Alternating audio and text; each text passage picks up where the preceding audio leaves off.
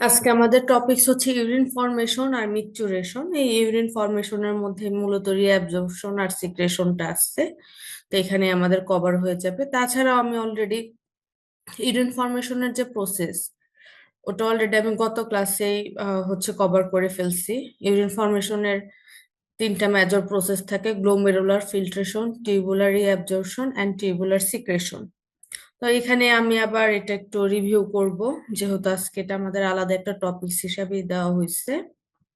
আচ্ছা, তো আমাদের ইউরিন ফর্মেশনের এই তিনটা মেজর প্রসেস আছে। আমরা এই তিনটা মেজর প্রসেস সম্পর্কে এখন ডিটেলস একটু জানার চেষ্টা করব।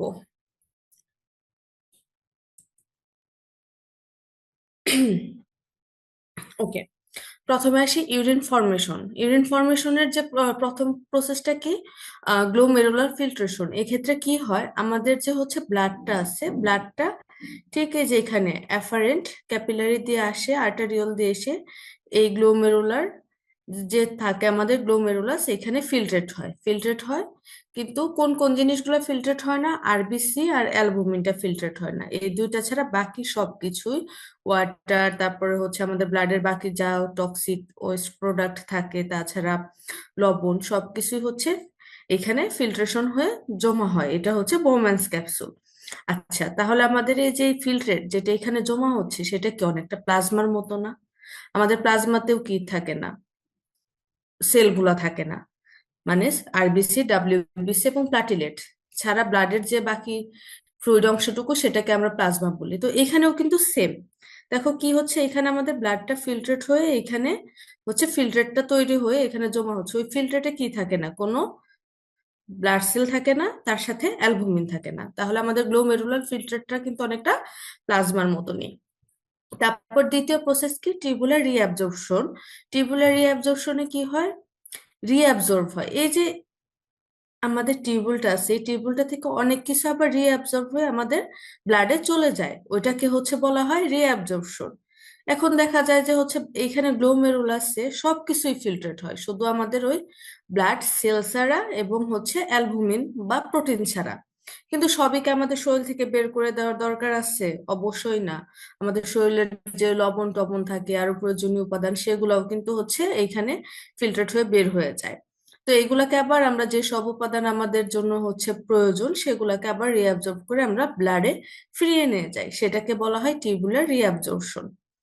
আবার আমাদের হচ্ছে কিছু আহ থাকে যে কম্পোনেন্ট গুলা দরকার নাই, সেগুলোকে আবার আমরা কি করি, ব্লাড থেকে ইউরিনের সাথে মিশিয়ে দিই। যেমন ইউরিয়া, ইউরিক অ্যাসিড, এগুলা কি আমাদের শরীরের জন্য টক্সিক উপাদান। এগুলাকে আবার আমরা কি করি, এই ব্লাড থেকে আমরা ফিল্ট্রেটের সাথে মিশিয়ে দেই। মানে এটাকে সিক্রেট করি, ব্লাড থেকে সিক্রেট করে ফিল্ট্রেটে দিয়ে দেই। তাহলে এটাকে বলা হয় টিউবুলার সিক্রেশন। আচ্ছা, কেন এটাকে টিউবুলার বলা হয়? কারণ আমাদের এইগুলো সব হচ্ছে আমাদের নেফ্রনের টিউবুল গুলাতে হয়। Proximal tubule, convoluted tubule, loop of Henle, distal tubule, এগুলাতেই হচ্ছে রিঅ্যাবজর্পশন এবং সিক্রেশন হয়। এই জন্য এগুলাকে টিউবুলার রিঅ্যাবজর্পশন এবং টিউবুলার সিক্রেশন বলা হয়। আচ্ছা, তারপরে থাকে ওয়াটার কনভার্সন। এই ওয়াটার কনভার্সনে মূলত কি হয়, ওয়াটারটা হচ্ছে রিমুভ হয়ে যায়। এই যে ওয়াটার রিমুভ হয়ে হচ্ছে আমাদের ব্লাডে আবার ফিরে যায়। এতে হচ্ছে ওয়েস্ট প্রোডাক্ট গুলো আরো কনসেন্ট্রেট হয়। তারপরে যেটা থাকে সেটাকে আমরা ইউরিন বলি। তাহলে আমাদের কি কি থাকতেছে, গ্লোমেরুলার ফিল্ট্রেশন হয়, টিউবুলার রিঅ্যাবজর্পশন, সিক্রেশন, তারপর ওয়াটার কনভার্সন হওয়ার পরে যে জিনিসটা থাকে সেটাকেই হচ্ছে আমরা ইউরিন বলি।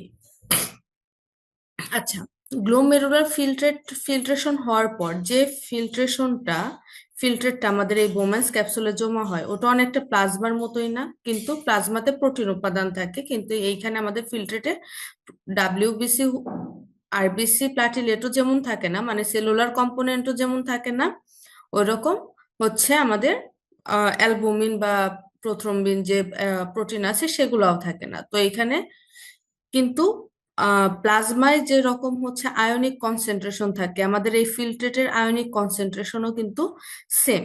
তো এই কথাটাই বলছে যে আমাদের গ্লোমেরুলার ফিল্টারটা কি অনেকটা ব্লাড প্লাজমার মতো, কিন্তু এখানে শুধু প্রোটিনটা থাকবে না। প্লাজমায় প্রোটিন থাকে, কিন্তু আমাদের গ্লোমেরুলার ফিল্টারে প্রোটিনও থাকে না। আর টিউবুলার ফ্লুইড যেটা আছে, এটা কি? এটা হচ্ছে তো আমাদের কিছুটাই এই যে এই ফিল্টার যেটা জমা হয় সেটার মতনই, কিন্তু আরো কিছু জিনিস হচ্ছে কমে যায়, কারণ এখানে রিঅ্যাবজর্পশন হয়, আবার কিছু জিনিস বাড়ে যেমন সিক্রেশন হওয়ার কারণে। আর লাস্টে যেটা ইউরিন হয়, এই ইউরিনটা হচ্ছে আমাদের কালেক্টিং ট্যাঙ্কে ঢুকে। এটা হচ্ছে মূলত আমাদের এই যে ওয়েস্ট প্রোডাক্ট প্লাস ওয়াটার, সেটাই হচ্ছে আমাদের ইউরিন। ওকে।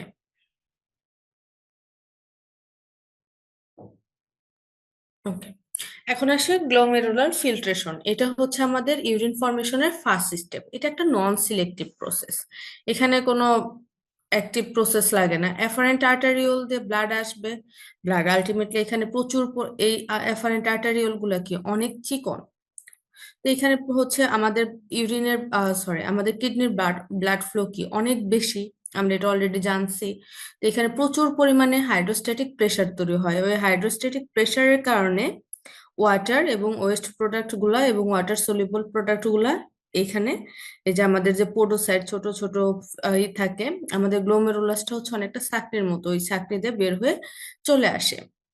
তো এটা মূলত এখানকার হাইড্রোস্ট্যাটিক প্রেসারের কারণেই হয়। তাহলে এটা কি একটা প্যাসিভ প্রসেস, কারণ এখানে ব্লাড হচ্ছে এমন না যে ব্লাডের নিজস্ব কোনো এনার্জি লস করে হচ্ছে এই প্রসেসটা করতে হচ্ছে, সেটা হয় না। এটা হাইড্রোস্ট্যাটিক প্রেসারের কারণে অটোমেটিক হয়।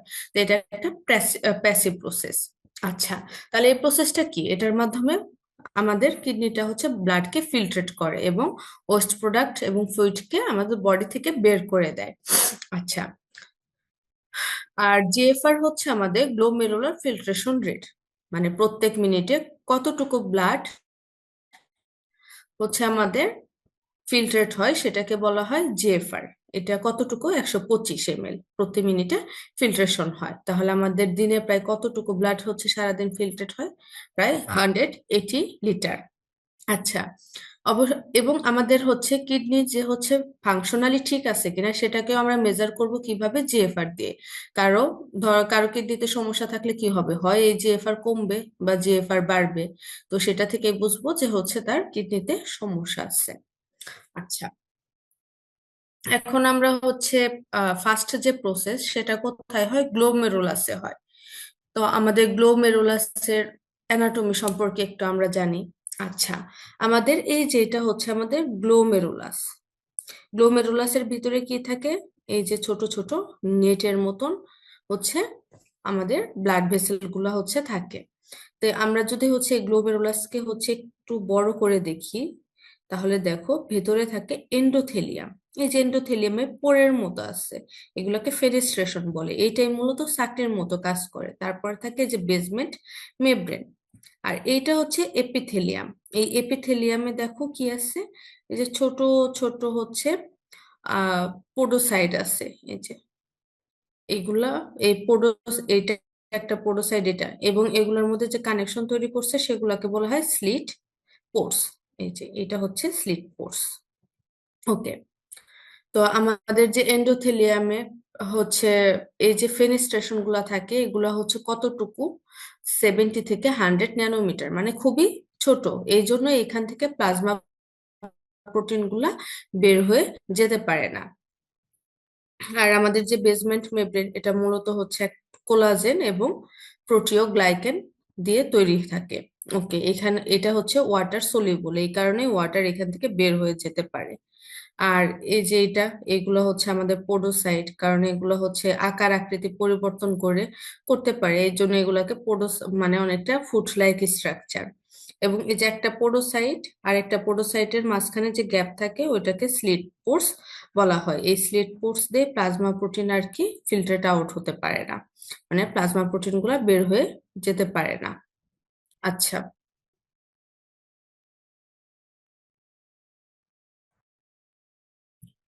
ওকে, এখন আসে হচ্ছে আমাদের ডিটারমিনেশন অফ জিএফআর, সেটা হচ্ছে আমরা কিভাবে করি। আমাদের যে হচ্ছে আহ দেখ, আলটিমেটলি আমাদের যে গ্লোমেরুলাসটা থাকে, গ্লোমেরুলাসের মধ্যে দুই ধরনের প্রেসার থাকে। একটা হচ্ছে আমাদের ব্লাডের যে ওয়াটার থাকে। ব্লাড কি মূলত প্রায় 98% ওয়াটার, সরি, 55% ওয়াটার। তাহলে এখানে হচ্ছে মূলত কি থাকবে, প্রচুর পরিমাণে হাইড্রোস্ট্যাটিক প্রেসার থাকবে।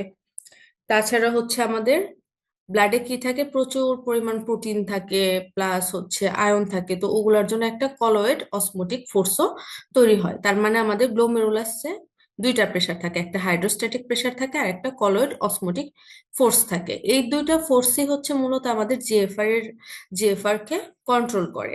তো আমাদের জিএফআর এর যে ফর্মুলাটা সেটা কি, GFR equal to filtration co filtration coefficient into net filtration pressure। আচ্ছা, নেট ফিল্ট্রেশন প্রেসার কি, আলটিমেটলি আমাদের যতটুকু প্রেসার আউটপুট হয় এবং যতটুকু ইনপুট হয় এটার ডিফারেন্সটাকে বলা হয়। এখানে যেটা পিজি সেটা হচ্ছে গ্লোমেরুলার হাইড্রোস্ট্যাটিক প্রেসার। এই গ্লোমেরুলার হাইড্রোস্ট্যাটিক প্রেসার যেটা, সেটা হচ্ছে আমাদের ফিল্ট্রেশনটাকে ফেভার করে। আর পিবি যেটা, সেটা হচ্ছে বোমেন্স ক্যাপসুল প্রেসার, যেটা হচ্ছে আমাদের ফিল্ট্রেশনটাকে অপোজ করে, মানে কমিয়ে দিতে সাহায্য করে। আর এটা হচ্ছে আমাদের প্লাজমা অসমোটিক প্রেসার, আর এটা হচ্ছে আমাদের বোমেন্স অসমোটিক প্রেসার। ওকে, এটা হচ্ছে আমাদের প্লাজমা অসমোটিক প্রেসারটাও কিন্তু আমাদের জিএফআর মানে হচ্ছে ফিল্ট্রেশনটাকে অপোজ করে। আর এটা আর যেটা হচ্ছে আমাদের বোমেন্স অসমোটিক প্রেসার, এটা মূলত জিরো, এর কোনো কাজই করে না। তাহলে আমরা এটা হচ্ছে আমাদের ফিল্ট্রেশনটাকে ফেভার করে, যেটা আমাদের গ্লোমেরুলার হাইড্রোস্ট্যাটিক প্রেসার। আর এটা হচ্ছে অপোজ করতেছে, আর এটা হচ্ছে কোনো ভূমিকায় রাখে না। আচ্ছা, আর আমাদের ফিল্ট্রেশন কোএফিসিয়েন্ট কত, 12.5। এখন নর্মাল একটা মানুষ যে সম্পূর্ণ সুস্থ, তার ক্ষেত্রে হচ্ছে আমাদের বোমেন্স হাইড্রোস্ট্যাটিক প্রেসার থাকে 60, আর বোম্যান্স ক্যাপসুল প্রেসার থাকে হচ্ছে জিরো, আর আমাদের হচ্ছে বোম্যান্স অসমোটিক প্রেসার যেটা, সেটা থাকে হচ্ছে 32। আর বোম্যান্স অসমোটিক প্রেসার, সরি, আর সরি, এটা প্লাজমা অসমোটিক প্রেসার 32 আর বোম্যান্স অসমোটিক প্রেসার থাকে 18। তো এটাকে এইভাবে যদি আমরা বসাই তাহলে আলটিমেটলি 125 ml/মিনিট পাই। তো আমাদের নর্মাল জিএফআর কত, 125 ml পার মিনিট, এটা আমাদের মনে রাখতে হবে। আচ্ছা, এখন আসে হচ্ছে আমাদের নেট ফিল্ট্রেশন প্রেসার। তো জিএফআর সমান সমান কি আমরা বলেছিলাম যে filtration coefficient into net filtration pressure. তো ওর মধ্যে অপোজিং কে করে গ্লোমেরুলার হাইড্রোস্ট্যাটিক প্রেসার, যেটা 60 মিলিমিটার অফ মার্কারি। আর হচ্ছে ফেভার কে করে blood colloidal osmotic pressure, capsular hydrostatic pressure, এগুলার মানও দেওয়া আছে। তো এটা নেট ফিল্ট্রেশন আমরা যদি আলটিমেটলি ক্যালকুলেট করি, সেটা আমরা কি পাই, অপোজিং প্রেসারটাকে আমরা ফেভারিং প্রেসার থেকে, সরি, অপোজিং প্রেসার থেকে ফেভারিং প্রেসারটাকে হচ্ছে আমরা মাইনাস করলে যেটা পাবো সেটা হচ্ছে আমাদের নেট ফিল্ট্রেশন। তাহলে এটা 10। ওকে, এখন হচ্ছে আমাদের যে জিএফআর এর রেগুলেশনটা এবং হচ্ছে জিএফআর এর রেনাল ব্লাড ফ্লো রেগুলেশনটা, এটা অলরেডি আমি গত ক্লাসে বলছি, তারপরে আজকে বলতেছি, যেহেতু আজকে আমরা ইউরিন ফর্মেশন পড়তেছি। ইউরিন ফর্মেশনটা বোঝার ক্ষেত্রে এগুলো আমাদের হেল্প করে। আমাদের যে কিডনি আছে সে নিজের ব্লাড ফ্লোটা নিজেই হচ্ছে রেগুলেট করে, এটা এই পাওয়ারটা তাকে দেওয়া হয়েছে। তো এই ক্ষেত্রে হচ্ছে কিডনি নিজেই নিজেরটা রেগুলেশন করতেছে, এই জন্য এটাকে বলা হয় অটো রেগুলেশন। তাছাড়া আমাদের ব্রেনও বিভিন্নভাবে হচ্ছে কিডনির ব্লাড ফ্লোটাকে নিয়ন্ত্রণ করে, রেগুলেট করে, এবং সেটা মূলত কার মাধ্যমে, হরমোনের মাধ্যমে। হরমোন হচ্ছে কি করে, ব্রেন থেকে হচ্ছে নিউজটা কিডনির মধ্যে নিয়ে আসে। তাহলে আমাদের কিডনির জিএফআর এবং ব্লাড ফ্লো দুইটা ভাবে নিয়ন্ত্রিত হয়, একটা হচ্ছে অটো রেগুলেশন আর একটা হরমোনাল রেগুলেশন। তার মধ্যে অটো রেগুলেশনে কি আছে, মায়োজেনিক রেগুলেশন, টিউবুলার রেগুলেশন যেটা ম্যাকুলা ডেন্সা করে, তারপরে অ্যানজিওটেনসিন 2, এটা এটা মূলত হচ্ছে মেনলি জিএফআরটাকে হচ্ছে কন্ট্রোল করে। তার মানে তারপর আছে হরমোনাল রেগুলেশন। আচ্ছা, অটো রেগুলেশন সম্পর্কে আমরা গত ক্লাসে পড়েছি। তো প্রথমে আসি ম্যাকুলা ডেন্সা। ম্যাকুলা ডেন্সা হচ্ছে, যেহেতু আমি গত ক্লাসে এগুলো বিস্তারিত আলোচনা করছি, এখন হচ্ছে আমি একটু অল্প করে আলোচনা করে দিয়ে যাচ্ছি। এটা মূলত হচ্ছে কখন কাজ করে, সোডিয়াম ক্লোরাইডের কনসেন্ট্রেশন যখন বেড়ে যাবে তখন হচ্ছে যে আমাদের ম্যাকুলা ডেন্সা, যেটা ম্যাকুলা ডেন্সা হচ্ছে সোডিয়াম ক্লোরাইডকে মনিটর করতে পারে। ওর কনসেন্ট্রেশন মনিটর করে। এই ম্যাকুলা ডেন্সা কোথায় থাকে? আমাদের জাক্সটা গ্লোমেরুলার কমপ্লেক্সে থাকে। আচ্ছা, তো এটা হচ্ছে আমাদের মূলত জিএফআরটাকে বাড়াতে সাহায্য করে। কিভাবে? আমাদের যে নাইট্রিক অক্সাইড থাকে সেটাকে হচ্ছে ইনহিবিট করে দেয়, এবং হচ্ছে অ্যানজিওটেনসিন রেনিন অ্যানজিওটেনসিন সিস্টেমটাকে হচ্ছে সে অ্যাক্টিভ করে। তো এই কারণে আলটিমেটলি কি হয়, অ্যানজিওটেনসিন সিক্রেশন বেড়ে যায়, এই জন্য ভেসো কনস্ট্রিকশন হয়। আর এইখানে যত কনস্ট্রিকশন হবে ফিল্টার তত হচ্ছে বেশি বাহির হবে। আচ্ছা, তার ফিল্টার বাহির হওয়া মানে কি? ফিল্ট্রেশন রেট বাড়া। ওকে, তাহলে এভাবে হচ্ছে ও কি করতে, আমাদের কিডনির নিজস্ব ক্লোরাইডের কনসেন্ট্রেশনটাকে মনিটর করে জিএফআরটাকে বাড়িয়ে দিচ্ছে। তাহলে এটা অটো রেগুলেশন। আচ্ছা, আবার হচ্ছে অ্যাফারেন্ট আর্টারিওল যখন হচ্ছে কনস্ট্রিক্ট হয়ে যাবে তখন কি হবে? তখন আবার অ্যাফারেন্ট আর্টারিওল কনস্ট্রিক্ট হওয়া মানে কি? ব্লাড ফ্লো কমে যাওয়া। ব্লাড ফ্লো কমে গেলে কি হবে? আলটিমেটলি জিএফআর কমে যাবে। ওকে, এখন আসি ম্যাকুলার ডেন্সা কিভাবে কাজ করে। কোনো কারণে আর্টারিয়াল প্রেশার কমে গেলে কি হবে? আমাদের হচ্ছে গ্লোমেরুলারের আর্টারিয়াল প্রেশার কমা মানে কি? এখানে আর্টারিয়াল প্রেশার কমে গেছে, কোনো কারণে আমাদের ব্লাড ভলিউম কমে গেছে শরীরে, তো এখানে প্রেশারটাও কম হবে। প্রেশারটা কমে গেলে আমাদের হাইড্রোস্ট্যাটিক প্রেশারও কম হয়ে যাবে, তো জিএফআর কমে যাবে। আচ্ছা, জিএফআর কমে গেলে ম্যাকুলার সাথে সোডিয়াম ক্লোরাইডের সিক্রেশনও কমে যাবে। তখন সে কি করবে? রেনিনের সিক্রেশন হচ্ছে করবে। রেনিন আলটিমেটলি আমাদের অ্যানজিওটেনসিন 1 কে অ্যানজিওটেনসিন 2 তে হচ্ছে কনভার্ট করবে, এবং আমাদের অ্যানজিওটেনসিন কি করে? ইফারেন্ট আর্টারিওলকেও হচ্ছে কনস্ট্রিক্ট করে রেজিস্ট্যান্স বাড়িয়ে দেয়। আর ইফারেন্ট আর্টারিওলের রেজিস্ট্যান্ট হলে কি হবে? বেশি বেশি ব্লাড কিডনি থেকে বের হয়ে যেতে পারবে না। যেহেতু বেশি বেশি ব্লাড কিডনি থেকে বের হয়ে যেতে পারবে না, মানে ফ্লুইড বের হতে পারবে না, আলটিমেটলি কি হবে? সেটা ফিল্ট্রেট হবে, মানে ফিল্ট্রেশন রেট বাড়িয়ে দিবে। আচ্ছা, এইভাবেই হচ্ছে আমাদের ম্যাকুলার ডেন্সা কাজ করে। তাছাড়া আবার কি করে? অ্যাফারেন্ট আর্টারিওলকেও হচ্ছে রেজিস্ট্যান্ট করে দেয়, যে কারণে হচ্ছে আলটিমেটলি গ্লোমেরুলার হাইড্রোস্ট্যাটিক প্রেশার কমে যায়। আর ম্যাকুলা ডেন্সা কি করে? মূলত সোডিয়াম ক্লোরাইডের কে মনিটর করে। কোনো কারণে সোডিয়াম ক্লোরাইডের ধরো হচ্ছে কনসেন্ট্রেশন কমে গেল, তখন আমাদের প্রক্সিমাল টিউবুল থেকে সোডিয়াম ক্লোরাইডের রিঅ্যাবজর্পশনটা হচ্ছে কি করবে? ও বাড়াবে। এতে ব্লাডে আবার কি হবে? সোডিয়াম ক্লোরাইডের কনসেন্ট্রেশন বেড়ে যাবে। আচ্ছা, তো এখানে কথা বলা হয়েছে এইভাবেই, যে হচ্ছে আলটিমেটলি ম্যাকুলার ডেন্সা রেনিনের মাধ্যমে কাজ করে। রেনিন আবার অ্যানজিওটেনসিন 1 কে 2 তে কনভার্ট করে ব্লাড প্রেশারটাকে আবার বাড়িয়ে দেয়। তো এটাই বারবার বলা হয়েছে। আর হরমোনাল রেগুলেশনের মধ্যে আমাদের জিএফআর এবং কিডনির ব্লাড ফ্লো যারা রেগুলেট করে তাদের মধ্যে কি কি হরমোন আছে? এফিনেফ্রিন, এন্ডোথেলিন, অ্যানজিওটেনসিন 2, নাইট্রিক অক্সাইড, এরা সবাই কোনো না কোনো ভাবে আমাদের জিএফআরটাকে কমায়। আচ্ছা, এখন আসি টিউবুলার রিঅ্যাবজর্পশন। টিউবুলার রিঅ্যাবজর্পশন একটা হাইলি সিলেক্টিভ প্রসেস। এখানে হচ্ছে সবই, যেমন ফিল্ট্রেশন হওয়ার সময় প্রায় সবই ফিল্টার্ড হয়ে গেছিল। প্রোটিন আর সেলুলার কম্পোনেন্ট যে ফিল্টার্ড হতে পারে নাই, কারণ ওটা আলটিমেটলি আমাদের গ্লোমেরুলাসের যে পোরগুলা ফেনেস্ট্রেশন ছোট থাকে সেটার কারণে হতে পারে নাই। কিন্তু হচ্ছে ফিল্ট্রেশনটা কি হয়? একদম সবই হয়, মূলত ওই দুইটা জিনিস বাদে। কিন্তু রিঅ্যাবজর্পশন কিন্তু সব হবে না, এটা সিলেকশনের মাধ্যমে হয়। কিছু অ্যাক্টিভলি হয়, কিছু প্যাসিভ মেথডে হয়। আচ্ছা, এখন রিঅ্যাবজর্ব যে হবে, কোন কোন সাবস্টেন্স রিঅ্যাবজর্ব হয়? হাইলি থ্রেশহোল্ড যারা, যেমন water, glucose, amino acid, ion. তো যেহেতু প্রতি মিনিটে প্রায় 125 ml করে ব্লাড হচ্ছে, জিএফআর তৈরি হচ্ছে, তো 125 ml ইউরিনই তো প্রত্যেক মিনিটে আমরা শরীর থেকে বের করে দিতে পারি না।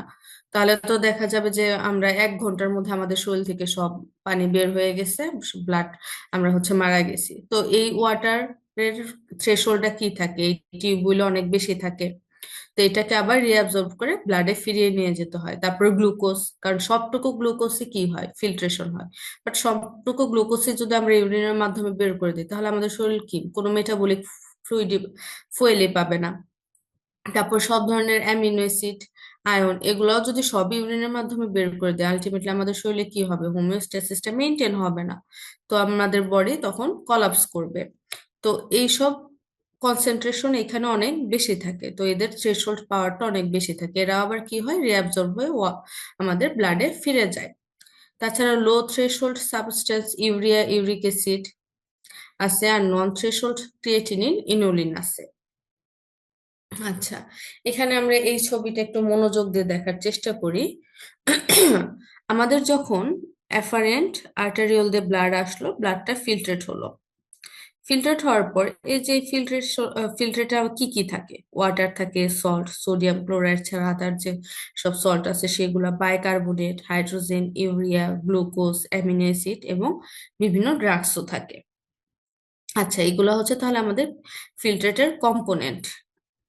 আর হচ্ছে এখন আসে আমরা হচ্ছে প্রক্সিমাল টিউবুলে, গত ক্লাস থেকে একটু মনে করার চেষ্টা করি। প্রক্সিমাল টিউবুলে কি কি রিঅ্যাবজর্পশন হয়, bicarbonate, sodium chloride, water and nutrient, potassium. তার মধ্যে সোডিয়াম ক্লোরাইড এবং নিউট্রিয়েন্ট যে রিঅ্যাবজর্পশন হয় সেটা অ্যাক্টিভ ট্রান্সপোর্টের মাধ্যমে। অ্যাক্টিভ ট্রান্সপোর্ট বলতে কি বোঝায়, যেগুলাকে রিঅ্যাবজর্পশন করার জন্য এটিপি কে ইউজ করতে হবে, মানে এটিপি দরকার, সো এনার্জি দরকার, তাদেরকে বলি অ্যাক্টিভ ট্রান্সপোর্ট। ওকে। আর হচ্ছে প্রক্সিমাল টেবিল থেকে চলে আসলাম, এখন আমরা ডিসেন্ডিং লিম্ব। ডিসেন্ডিং লিম্বে হচ্ছে কি হবে, ওয়াটার রিঅ্যাবজর্পশন হয়, এটা হচ্ছে প্যাসিভ প্রসেসেই হয়। কারণ দেখো এখানকার তুলনায় এই আমাদের ডিসেন্ডিং লিম্বটা কিন্তু অনেক হচ্ছে চিকন, তাহলে এখানে আরো কি প্রেশারটা আরো বেশি থাকে, হাইড্রোস্ট্যাটিক প্রেশার, এই কারণে ওয়াটার আরো প্যাসিভলি এইদিকে বের হয়ে চলে আসে। আচ্ছা, তারপরে আসি হচ্ছে অ্যাসেন্ডিং। অ্যাসেন্ডিং এর এই অংশটা হচ্ছে কি থাকে, থিন সেগমেন্ট, আর এই অংশটা কি থিক। এই থিন সেগমেন্টে আবার কি হয়, সোডিয়াম ক্লোরাইডের রিঅ্যাবজর্পশন হয়, এটা প্যাসিভ প্রসেসেই হয়। আর এই থিক সেগমেন্টে সোডিয়াম ক্লোরাইডটা যে হচ্ছে রিঅ্যাবজর্পশন হচ্ছে, সেটা অ্যাক্টিভ প্রসেসে হচ্ছে। ওকে। আবার ডিস্টাল টিউবুলে কি কি রিঅ্যাবজর্পশন হচ্ছে, সোডিয়াম ক্লোরাইড, ওয়াটার, বাইকার্বনেট। তার মধ্যে ওয়াটারটা হচ্ছে প্যাসিভ প্রসেসে সিক্রেশন, সরি রিঅ্যাবজর্পশন হয়, কিন্তু সোডিয়াম ক্লোরাইড এবং বাইকার্বনেট হচ্ছে অ্যাক্টিভ প্রসেসে হয়। তাহলে sodium chloride reabsorption proximal tubule, then thick segment of ascending limb and distal tubule, এই তিনটা জায়গায় অ্যাক্টিভ প্রসেসের মাধ্যমে হয়, মানে এখানে এনার্জি আমাদের এটিপি বা এনার্জিকে হচ্ছে ইউজ করতে হয়। শুধুমাত্র থিন সেগমেন্টে সোডিয়ামটা প্যাসিভলি রিঅ্যাবজর্পশন হয়ে ব্লাডে চলে যায়। আবার দেখো কালেকটিক ডাক্ট থেকেও কিন্তু সোডিয়াম রিঅ্যাবজর্পশন হয়, সরি সোডিয়াম ক্লোরাইড রিঅ্যাবজর্পশন হয়, সেটাও কিন্তু অ্যাক্টিভ প্রসেস। আচ্ছা, ওকে। তাছাড়া হচ্ছে আমাদের ইউরিয়া এবং ওয়াটার হচ্ছে আমাদের কালেকটিক ডাক্ট থেকেও রিঅ্যাবজর্পশন হয়ে আবার ব্লাডে ফিরে যায়। তাহলে আমাদের রিঅ্যাবজর্পশন কোনটা কোথায় হচ্ছে এটা জানলাম। এখন আসছে সিক্রেশন। সিক্রেশন হচ্ছে আমাদের প্রক্সিমাল টিউবুলের সিক্রেশন কি হয়, মানে ব্লাড থেকে হাইড্রোজেন এবং অ্যামোনিয়া আবার ফিল্ট্রেটে যায় মিশে, তার মধ্যে হাইড্রোজেন অ্যাক্টিভ প্রসেসে আর অ্যামোনিয়া হচ্ছে প্যাসিভ প্রসেসে। ওকে। আর ডিস্টাল টিউবুলে হচ্ছে আমাদের পটাশিয়াম এবং হাইড্রোজেন সিক্রেট হয়ে ব্লাড থেকে ফিল্ট্রেটে যেয়ে মিশে যায়, এবং এই দুইটাই হচ্ছে অ্যাক্টিভ প্রসেসে হয়।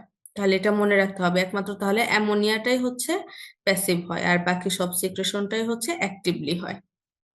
ওকে, তাহলে আমাদের ফিল্ট্রেশন, রিঅ্যাবজর্পশন এন্ড সিক্রেশন হয়ে গেল। তারপর এইখানে যে জিনিসটা থাকবে, সব ফিল্ট্রেশন শেষ, রিঅ্যাবজর্পশন শেষ, সিক্রেশন শেষ, বাকি এই যে এইখানে যে কালেকটিভটাকে নিচের যে অংশটা থাকবে, যেটি ইনার মেডুলার অংশ, এইখানে থাকে আমাদের ইউরিন। আচ্ছা, এখন হচ্ছে আমাদের টিউবুলার যে রিঅ্যাবজর্পশন, এগুলাকেও তো কেউ না কেউ রেগুলেশন করে, কতটুকু আমাকে রিঅ্যাবজর্ব করতে হবে, কতটুকু করব না, আবার অ্যাক্টিভ প্রসেসে হচ্ছে কতটুকু এটিপি লাগবে কি লাগবে না, এগুলোর জন্য অবশ্যই আমাদের কেউ না কেউ রেগুলেট করে। কে কে রেগুলেট করে, আমাদের গ্লোমেরুলো টিউবুলার যে ব্যালেন্স, এটা সে নিজেরটা নিজেই করতে পারে, তাছাড়া হরমোনাল কন্ট্রোলও এক্ষেত্রে কিছুটা কাজ করে। এখন আসি গ্লোমেরুলার গ্লোমেরুলো টিউবুলার ব্যালেন্স, যেটা এটা আমাদের টিউবুল নিজে কি করতে পারে, রিঅ্যাবজর্পশন রেটটাকে বাড়াতে পারে। কিভাবে, আমাদের টিউবুলে যতটুকু ফিল্ট্রেটের যতটুকু হচ্ছে এইসব ফিল্টার সাবস্টেন্স থাকবে, তাদের পরিমাণ যত বেশি হবে তাহলে টিউবুলার লোডও তত বেশি হবে এবং সে কি করবে, তত বেশি রিঅ্যাবজর্ব করে ওটাকে বের করে দেওয়ার চেষ্টা করবে। তো এর ফলে কি হয়, ও যেহেতু রিঅ্যাবজর্পশন করে হচ্ছে আবার ব্লাডে দিয়ে দিচ্ছে, এতে হচ্ছে আমাদের ফিল্ট্রেটে ওভারলোড হচ্ছে না। আচ্ছা। এবং তার এবং এর মাধ্যমে সে কি করে, আমাদের ব্লাডের যে বাফার পিএইচটাকে সে সব সময় মেনটেন করে। কারণ আমাদের ফিল্ট্রেশনটাতে যখন হয়, গ্লোমেরুলাসে ফিল্ট্রেশন যখন হয়, সেটা সব সহ ফিল্ট্রেশন হয়, সব আয়ন টায়ন সহ হয়। তখন তাহলে হচ্ছে অ্যাফারেন্ট দিয়ে যতটুকু হচ্ছে পিএস আসে, ইফারেন্ট দিয়ে কিন্তু তাহলে যে টুকু বের হয়ে যাচ্ছে সেটার পিএস এ কিন্তু পরিবর্তন হয়, কারণ আমাদের সবগুলো আয়নই ফিল্টারেট হয়। তো এই রিঅ্যাবজর্পশন হয়ে হচ্ছে আবার এই আয়নগুলা আবার ব্লাডে যায়, তার ফলে পিএইচটা আবার কি হয়, আবার নর্মালে চলে আসে। তাহলে এই যে আমাদের এই গ্লোমেরুলো টিউবুলার ব্যালেন্সটা আলটিমেটলি কি করে, আমাদের ব্লাডের বাফারটাকে মেনটেন করতে হেল্প করে। আচ্ছা। আর হরমোনাল কন্ট্রোলে কে কে আছে, অ্যালডোস্টেরন হরমোন আছে, যেটা আমাদের সোডিয়াম ক্লোরাইড এবং ওয়াটারের রিঅ্যাবজর্পশনটাকে হচ্ছে বাড়িয়ে দেয়, আর হচ্ছে পটাশিয়ামের সিক্রেশনটাকে বাড়ায়। আর অ্যানজিওটেনসিন 2 কি করে, সোডিয়াম ক্লোরাইড এবং ওয়াটারের রিঅ্যাবজর্পশন বাড়ায় আর হাইড্রোজেন সিক্রেশনকে বাড়ায়। কোনটা রিঅ্যাবজর্পশন আর কোনটা সিক্রেশন এটা কিন্তু মনে রাখতে হবে, এগুলো একটু মুখস্থ, এগুলো মূলত মাল্টিপল চয়েস কোশ্চেন আসে। ওকে। আর অ্যান্টিডায়োরেটিক হরমোন যেটা, অ্যান্টিডায়োরেটিক মানে কি, ডায়োরিসিস হতে দিচ্ছে না, মানে ডায়োরিসিস অ্যান্টি ভাবে কাজ করতেছে, মানে উল্টা কাজ করতেছে।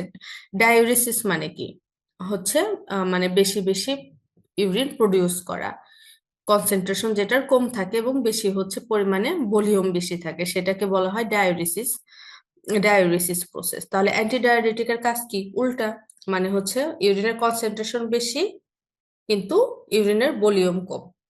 ইউরিনের ভলিউম কখন কম হবে, যখন হচ্ছে আমাদের টিউবওয়েল থেকে ওয়াটার গুলো আবার রিঅ্যাবজর্ব হয়ে ব্লাডে ফিরে যাবে। তাহলে অ্যান্টিডায়োরেটিক হরমোন কি করে, আমাদের ওয়াটার রিঅ্যাবজর্পশনটাকে বাড়ায়। আর আর্টারিয়াল নাট্রিউরেটিক পেপটাইড কি করে, সোডিয়াম ক্লোরাইডের রিঅ্যাবজর্পশনটাকে কমায়। দেখো, অ্যালডোস্টেরন অ্যানজিওটেনসিন এরা কোনো না কোনো ভাবে সোডিয়ামের রিঅ্যাবজর্পশন বাড়াইছে, আর আর্টারিয়াল নাট্রিউরেটিক পেপটাইড কি করতেছে, রিঅ্যাবজর্পশনটাকে কমাচ্ছে। ওকে। এখন আসি আমরা টিউবুলার সিক্রেশন। টিউবুলার সিক্রেশনে কি হয়, আমাদের যে হচ্ছে এটা রিঅ্যাবজর্পশনের একটা রিভার্স প্রসেস। এক্ষেত্রে সাবস্টেন্স কি হয়, আমাদের পেরিটিউবুলার ক্যাপিলারিতে যে ব্লাড থাকে সে ব্লাড থেকে হচ্ছে টিউবুলে চলে আসে, মানে ফিল্ট্রেটে চলে আসে, মানে ব্লাড থেকে ফিল্ট্রেটে চলে আসে।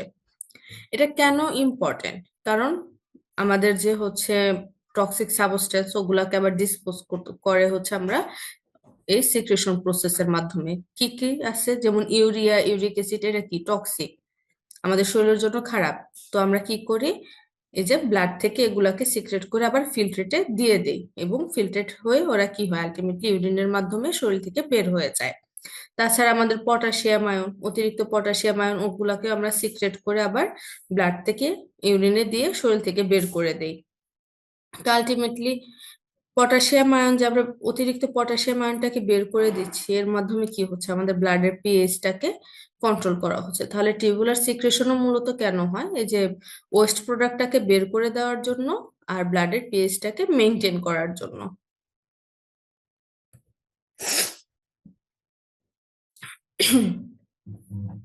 এখন আসি হচ্ছে আমাদের কখন ইউরিন কনসেন্ট্রেশন চেঞ্জ হবে এবং কখন ডায়ালেশন হবে, সেটা হচ্ছে আমাদের জানতে হবে। আমাদের বডির একটা পাওয়ারফুল ফিডব্যাক মেকানিজম আছে, যেখানে হচ্ছে আমরা এই যে প্লাজমার অসমোলারিটি এবং সোডিয়ামের কনসেন্ট্রেশনটাকে মনিটর করতে পারি। আচ্ছা।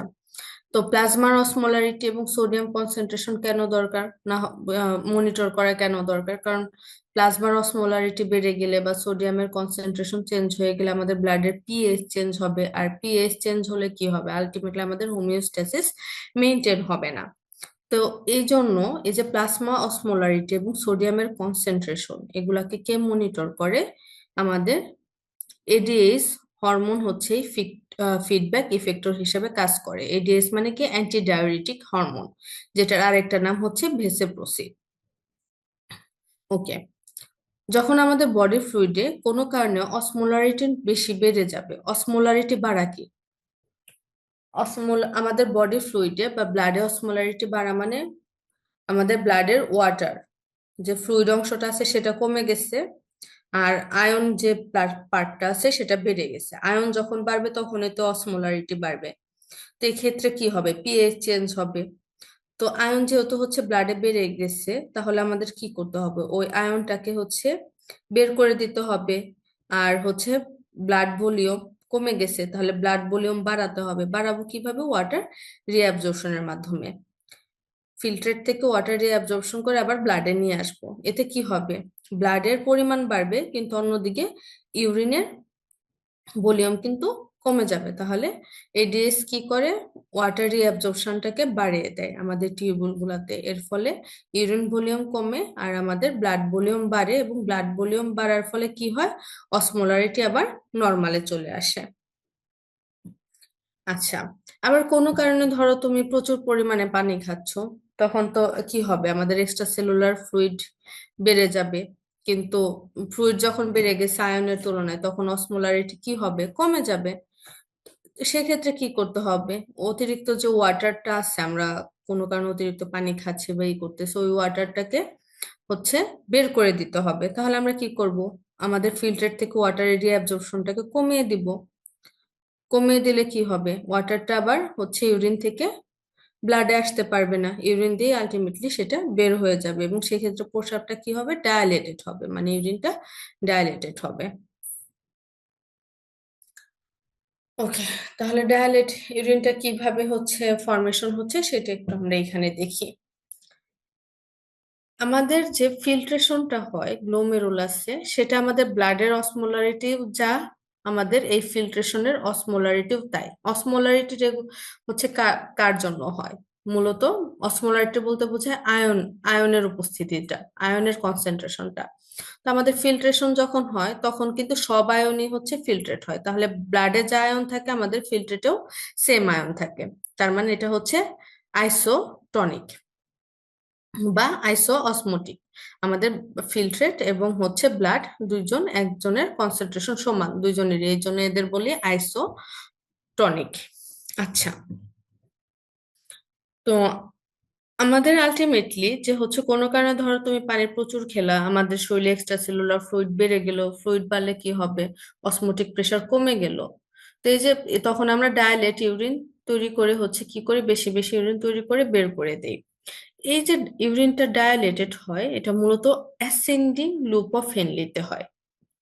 আমাদের এই অ্যাসেন্ডিং লুপ অফ হেনলিতে হচ্ছে এই প্রসেসটা হয়ে থাকে। ওকে, আর আমাদের যে টিউবুলার ফ্লুইডটা আছে, ডিস্টাল টিউবুলে যে এটা কি, সরি, আর আমাদের ফার্দার ডায়ালেশনটা কোথায় হয়? এই যে আমাদের ডিস্টাল টিউবুলে এবং কালেকটিভ ডাক্টে। মনে আছে যে আমাদের এই সব জায়গাতেও কিন্তু ওয়াটার রিঅ্যাবজর্পশন হয়, কিছুক্ষণ আগে আমরা করলাম। তাহলে হচ্ছে শুরু হয় কোথায় থেকে? আমাদের এই মূলত অ্যাসেন্ডিং অ্যাসেন্ডিং অংশটা থেকে হচ্ছে ইউরিন ডায়ালেট হওয়া শুরু করে, সেটা ডিস্টাল, এবং আলটিমেটলি কালেকটিভ ডাক্টেও হচ্ছে ফার্দার ডায়ালেশনটা হয়। আচ্ছা, এখন কনসেন্ট্রেশন ইউরিনটা কিভাবে তৈরি হয়? কনসেন্ট্রেশন ইউরিন যখন তৈরি হবে কিভাবে? যখন কোনো কারণে হচ্ছে আমাদের ব্লাড ভলিউম কমে গেল। যেমন আমরা যখন রোজার দিনে সারাদিন ফাস্টিং করি, সারাদিন পানি খাচ্ছি না, কোনো কারণে পুড়ে গেল, শরীরের অনেক অংশ পুড়ে গেলে তখন কি হয়? ব্লাড ভলিউম বা এক্সট্রা সেলুলার ফ্লুইড কমে যায়। বা হচ্ছে কোনো কারণে হিমোরেজ হলো, মানে ব্লিডিং হলো, শরীর থেকে অনেক ব্লাড বের হয়ে গেলো, তখন ব্লাড ভলিউম কমে গেলে কি হয়? ব্লাড প্রেশারও কমে যায়। এবং এটাকে যদি হচ্ছে আবার প্রেশারটাকে আমরা নর্মাল না করতে পারি, তাহলে মানুষ কি হবে? আলটিমেটলি মারা যাবে। তো তখন আমাদের কিডনি বুঝতে পারে যে আমাদের ব্লাড ভলিউম কমে গেছে, তখন সে আবার ব্লাড ভলিউমটাকে নর্মাল আনার জন্য ইউরিন ফর্মেশনটাকে কমিয়ে দিবে। যেমন দেখো, আমরা যখন রোজার দিনে থাকি সারাদিন কিন্তু আমাদের ইউরিন খুবই কম উৎপন্ন হয়, এবং ওইটা অতিরিক্ত ইয়েলো কালার হয়। কেন হয়? কারণ আমরা সারাদিনই পানি খাচ্ছি না। আমাদের কিডনি বুঝতে পারে যে সারাদিনে পানি খাচ্ছে না, শরীর তখন ডিহাইড্রেট হয়ে যায়, আমাদের এক্সট্রা সেলুলার ফ্লুইড কমে যায়, এবং আমাদের তখন অসমোটিক প্রেশার বেড়ে যায়। মানে অসমোলারিটি বেড়ে যায়, পানি কম, আমাদের সারা শরীর সারাদিন শরীরে পানি ঢুকতেছে না। তো আবার কিছু পরিমাণে হলেও ইউরিন উৎপাদন হচ্ছে, তাহলে কি হচ্ছে, পানি আরো কমে যাচ্ছে। তো আয়ন তো হচ্ছে সেমি রয়ে গেছে, তাহলে কি হচ্ছে, পানির তুলনায় আয়নের পরিমাণ বাড়তেছে, মানে অসমোলারিটি বাড়তেছে। ওকে, তখন কি হবে, আমাদের এডিএস সিক্রেশন হবে। এই এডিএস কি করবে, এই যে টিউবুল থেকে ওয়াটার রিঅ্যাবজর্পশন বাড়ায় দিবে। ওয়াটার রিঅ্যাবজর্পশন বাড়ালে কি হবে, ইউরিনের পরিমাণ কমে যাবে এবং হচ্ছে এই ফিল্টার থেকে ওয়াটার ব্লাডে চলে যাবে।